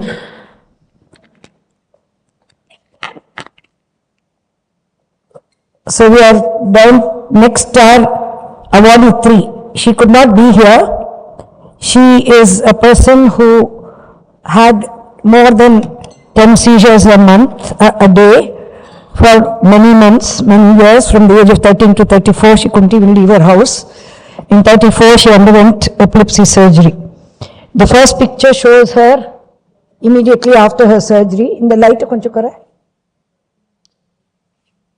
the second picture is, she's a person who never could not leave her house between the age of 13 and 34. The second picture is taken 2 years after her surgery, when she was living alone in London. training to be a teacher. And when I visited her in London, I took her for lunch. And that's sitting in the train, I'm sitting in the train there. When she took a picture, we were taking her to a place called Lingfield, which is a school for children with epilepsy. And this picture right at the bottom was taken a couple of weeks ago. So her story, she will tell, I've got a recording. Good afternoon, everyone. Volume. Really wish I could have been there, because I couldn't really support, especially no one, the doctor, the person who we are so grateful to. And Dr. Chary is beautiful. Resilience is the ability to overcome setbacks, persevere through difficulties, and keep going forward in spite of difficulties. I would love to be present, and I keep trying, but in case I'm unable to get my recording. And no doubt, one of the things by our Dr.Prithika Chary is one of our resilience champion. Dr. Chary, as we know, is the first and only lady in India to be qualified and practicing as both neurophysician and nurse, and founded a center to help eradicate ignorance and fear of epilepsy. With her experience in suffering, because it's easy, becomes fluent again, and link her knowledge and experience with soft skills and English consultancy and assessment for us all. We all go through these varied down challenges, and we admit our learning to become stress-free and getting reassured and guided by one we admire and respect makes such a big difference to both ourselves and to those around us. Mommy, today I forgot to work in school. I don't know. Well, my words in 1979, age 14, unable to describe the feeling of starting 22 years as an epileptic thereafter. In spite of trying various treatments, probably all the other treatments, anti-epileptic, allopathy that there exist, Ayurvedic, herbal, homeopathic, Tibetan, in some studies have shown that absence of any marks at times can be classified as drug-resistant epilepsy, affecting 1/3 of adults and 20 to 25% of children. My epilepsy failed to come quickly under control with medication. So for over 2 decades, that's 20 years, my devoted close contact will respond appropriately to an average frequency of 15 attacks, as we would call them, a month. Undoubtedly, besides developing the creative theatrical talent, having the active smile and recognition every time I met, unremember, that's a new word in the epilepsy dictionary, not unfamiliar. So familiar faces, but I couldn't recall their name. So much talent in theatre. These also developed on me, and yet feeling of guilt, of being a burden, simultaneously losing all my self-confidence, and subconsciously developing the urge to just run away. Does that sound familiar?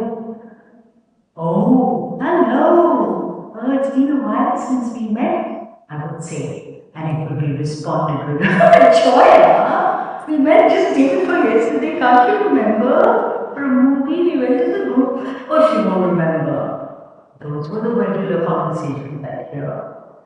The past 4 decades plus has been an attempt at 2 marriages, a success with 2 divorces, 6 surgeries, and 22 years now as a single part-time parent, varying identity. The latter, especially for those who now dedicate their life to children like I did, a teacher, and now a teacher trainer. So a part-time parent refers to me being, but now children just like a mother would do. So after that, she's been taking care of her mother with Alzheimer's. You can see that picture, she's taking care of her mother with Alzheimer's. And this is her story, and she's now propagating the positivity of recovery in epilepsy to a lot of the patients. So she is in Bangalore, she couldn't make it, so we can applaud her so she can see it on YouTube. Our next awardee is Mr. Govindarajan. I want to take this opportunity to just say a little bit about stroke and early recognition of stroke, which is when you see somebody with a crookedness of the face suddenly happening, or a weakness of an arm, or a difficulty in speech, please understand it can be a stroke. So you need to very quickly reach a hospital with a stroke unit where it's possible to reverse the stroke if there are suitable candidates with something known as TPA. So Mr. Govindarajan, you can come.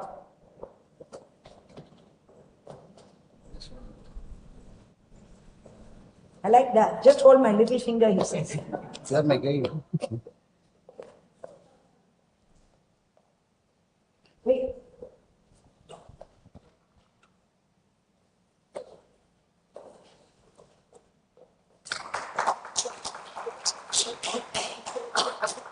Thank you, Doctor.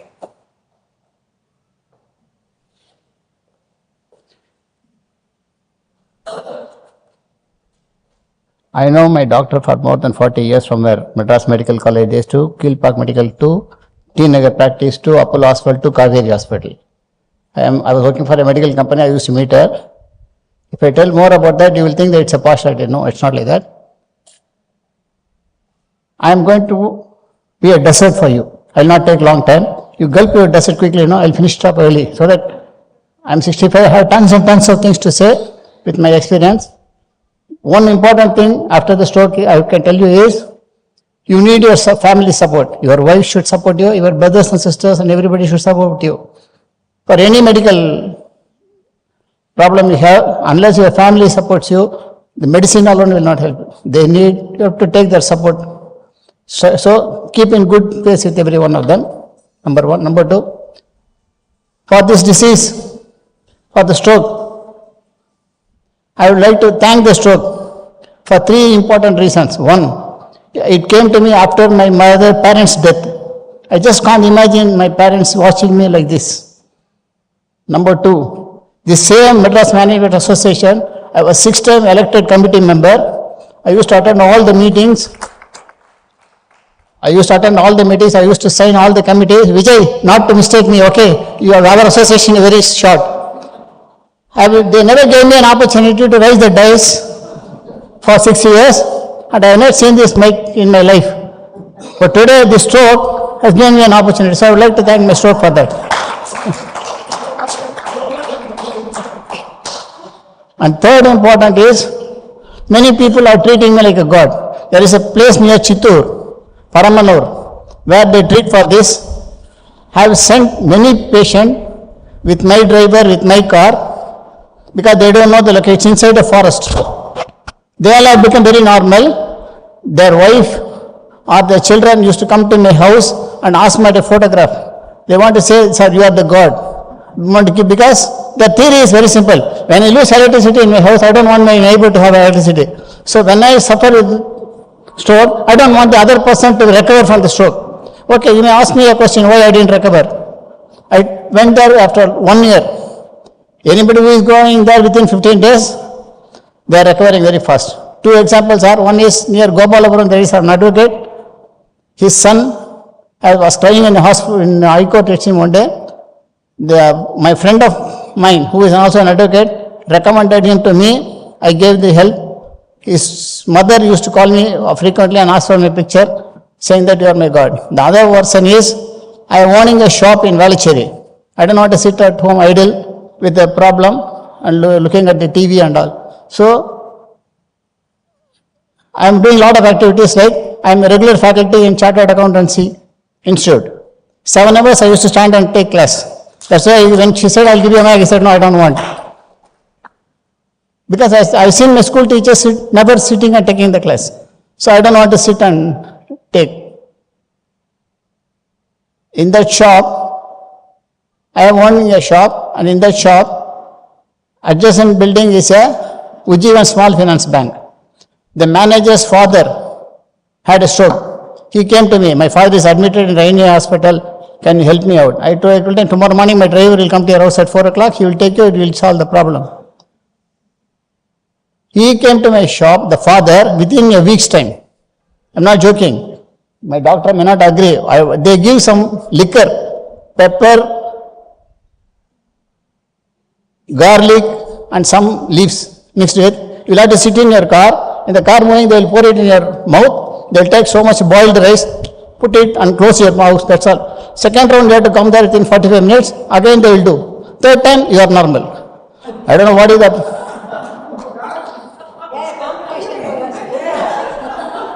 Many Dr. Neena, my friend Neena may have, you heard of this, madam?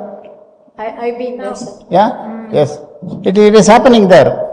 Medical miracle. See, actually, end of the day, we want our patients to be okay. Yeah. Doctor, I'm coming to that. Doctor, I'm coming to that.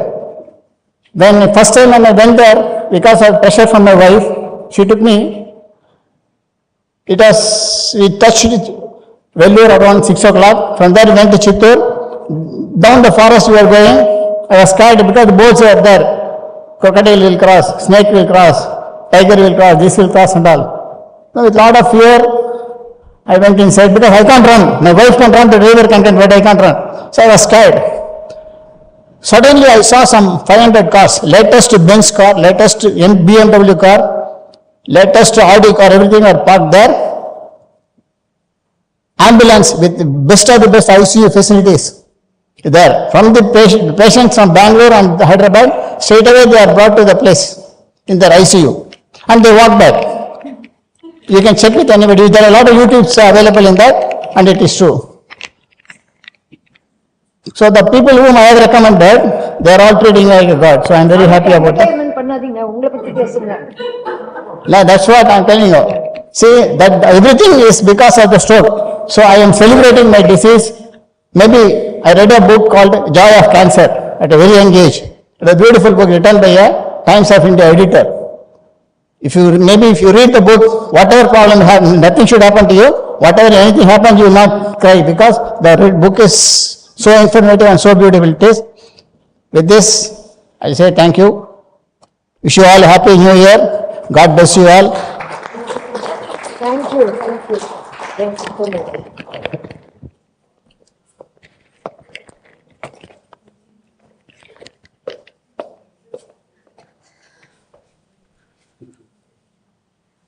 Our last awardee for the evening is Meenakshi.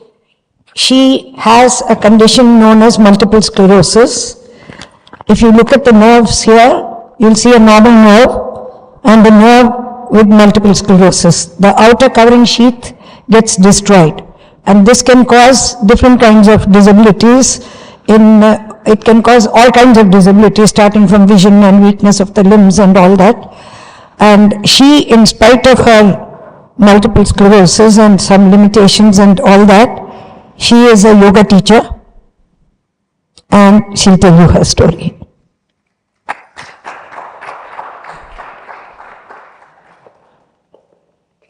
Just time yourself. Okay.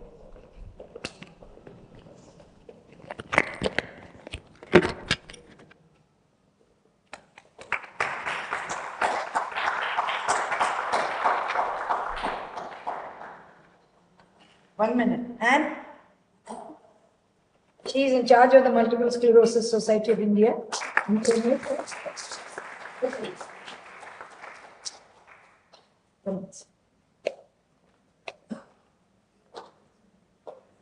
Thank you, Doctor.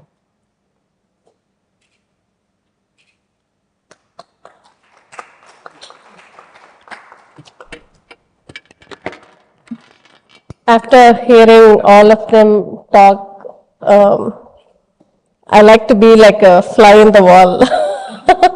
I don't have much to say. Maybe until 25, I was a go-getter. I like to plan and live my life. I make plans for everything. So we decided we get married, we have kids after 2 years, then we have the next kid. Everything went like how we planned, or how I planned, I should say. And my first delivery was very traumatic. I had everybody around me, but nothing went like I imagined. So it was very difficult. Like he said, I'm lying in the bed in the hospital and doctors are discussing whether they can bring the child out alive or not. And I'm hearing to it, and they are discussing it over a cup of coffee. And I desperately want to get up and say, do something. And I think that passed after I saw the child's face. It really made me faint that, okay, my child is still alive. And after 2 years, we had another child, and completely without medical intervention. I said, no injection, no tablets, nothing. I'm going to go into the hospital. Only I timed every contraction, and until it was like 30 seconds away, I stayed at home because I was afraid to go to the hospital. I told my husband, we had a hurricane. That time I said, sanitize your hands and be ready. If the child comes out before we reach the hospital, you are the one who's going to deliver it for me. We reached on time. The child was born within 1 hour of reaching there. They said, you're completely dilated and it's going to, don't do anything.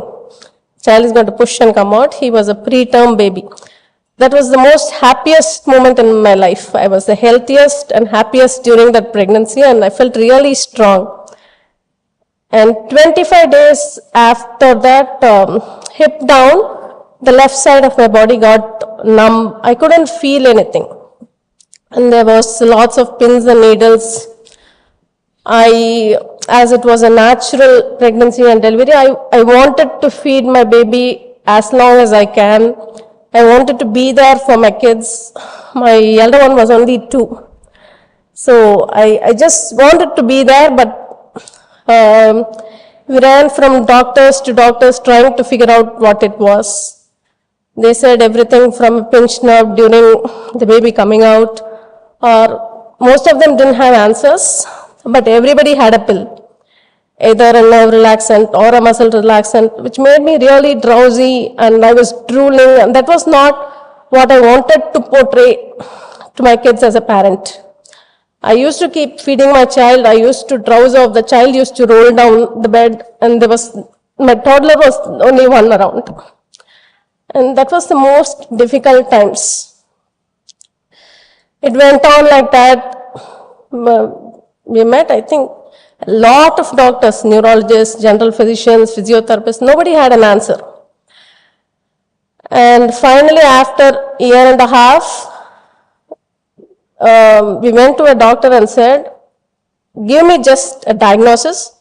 Without that, don't give me medication, don't give me prescription, nothing. I don't want any of them. And after a lumbar puncture and a lot of MRIs, I was diagnosed with MS. We really didn't know what it was. We were very confused, and there was a fear. We didn't even want to look up what it was. And the doctor sat right in front of us.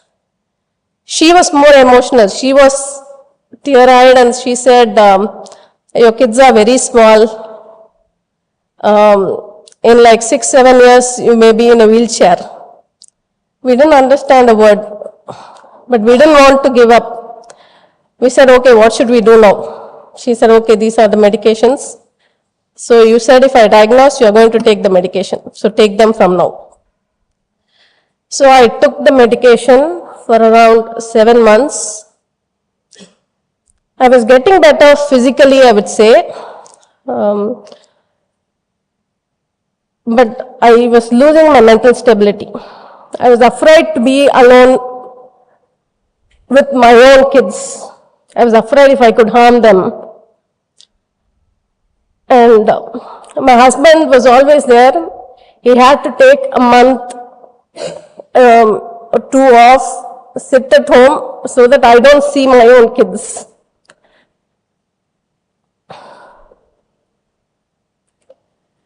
And then I said, okay, these medications are really helping me physically, but I'm not a mother anymore. So I said, okay, what should I do? We said, I really wanted to help myself, but we didn't know how we can do it. So we came back to India. We said, okay, we'll have a support system there at least. We'll come here. I didn't want to go to any doctor or anywhere. I said, I'm going to heal myself. I did that for almost 5 years. I said, okay, I'm just going to, okay, this is there, but I'm not going to take medication. I'm going to try to be a mother.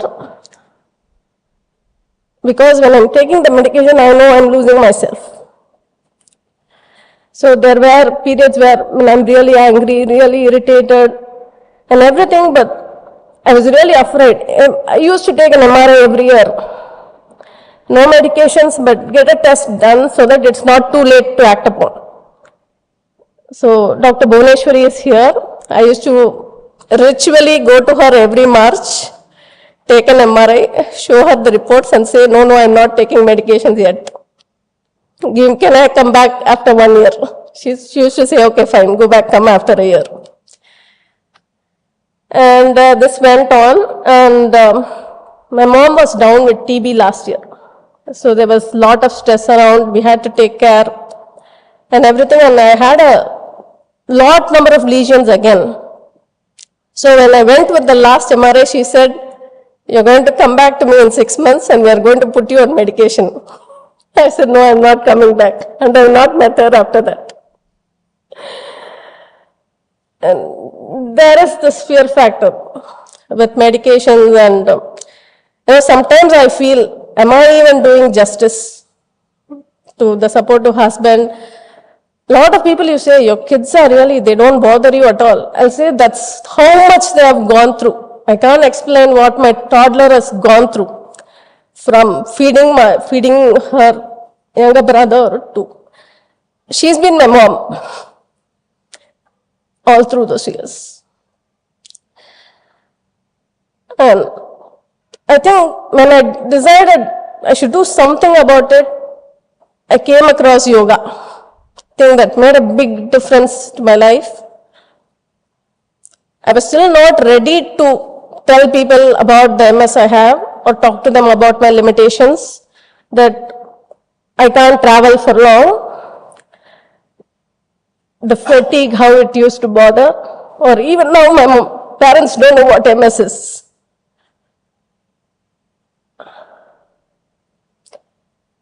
I started teaching people with Parkinson's. So my teacher used to say, whenever she used to give me a student, she'll say, this person has a lot of things that you also have. So try not to mimic it, try to heal them and see how you are healing. So every person I taught in the Parkinson's Society was a healing to myself, mentally, physically, emotionally. That gave me a lot of strength. That is when I found out there is a society for MS. I didn't know that. 5 years in Chennai, I didn't know we had MSSI Chennai chapter. When I met them, it was like eye-opening. There was a lot of people with a lot of disabilities, but they were very happy. Whenever I used to see Ann ma'am, I used to be full of energy. Say, okay, I'm going to do something for people with MS also. Like how I helped myself, I'm going to try and help people with MS. So I think the purpose, that's what wakes me up every morning. The kids, the family, everything. But there is something which I want to do, which I love to do, and gives purpose for me to be here, is that. I think that is what got this. And I'm really thankful. Thank you.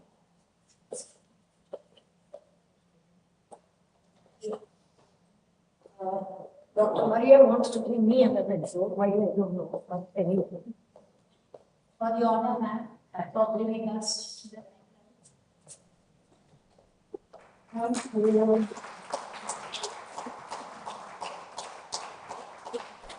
Please open that. It's a painting done. Oh, with one hand. We'll do that. With one hand, you have done a painting.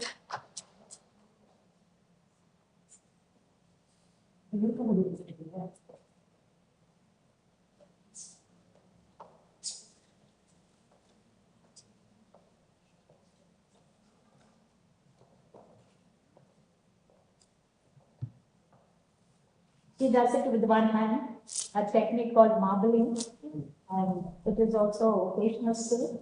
You can order it. It's faster than me. Wow.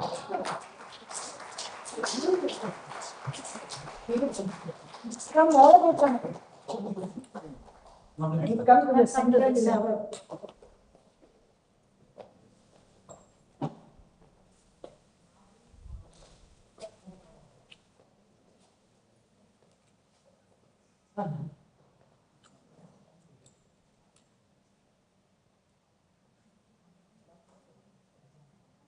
When you want that.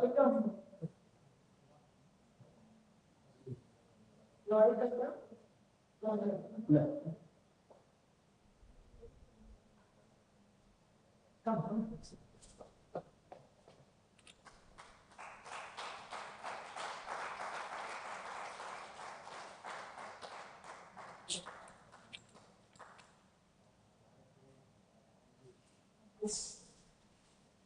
It's good like what I'm doing this and there was you know.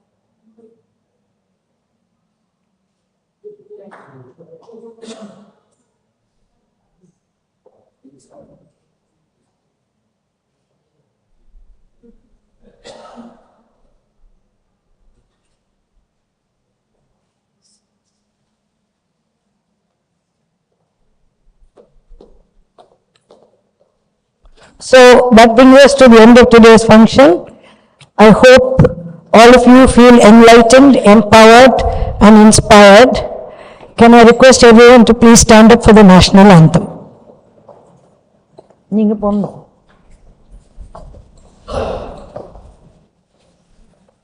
See how much warriors we have in our country.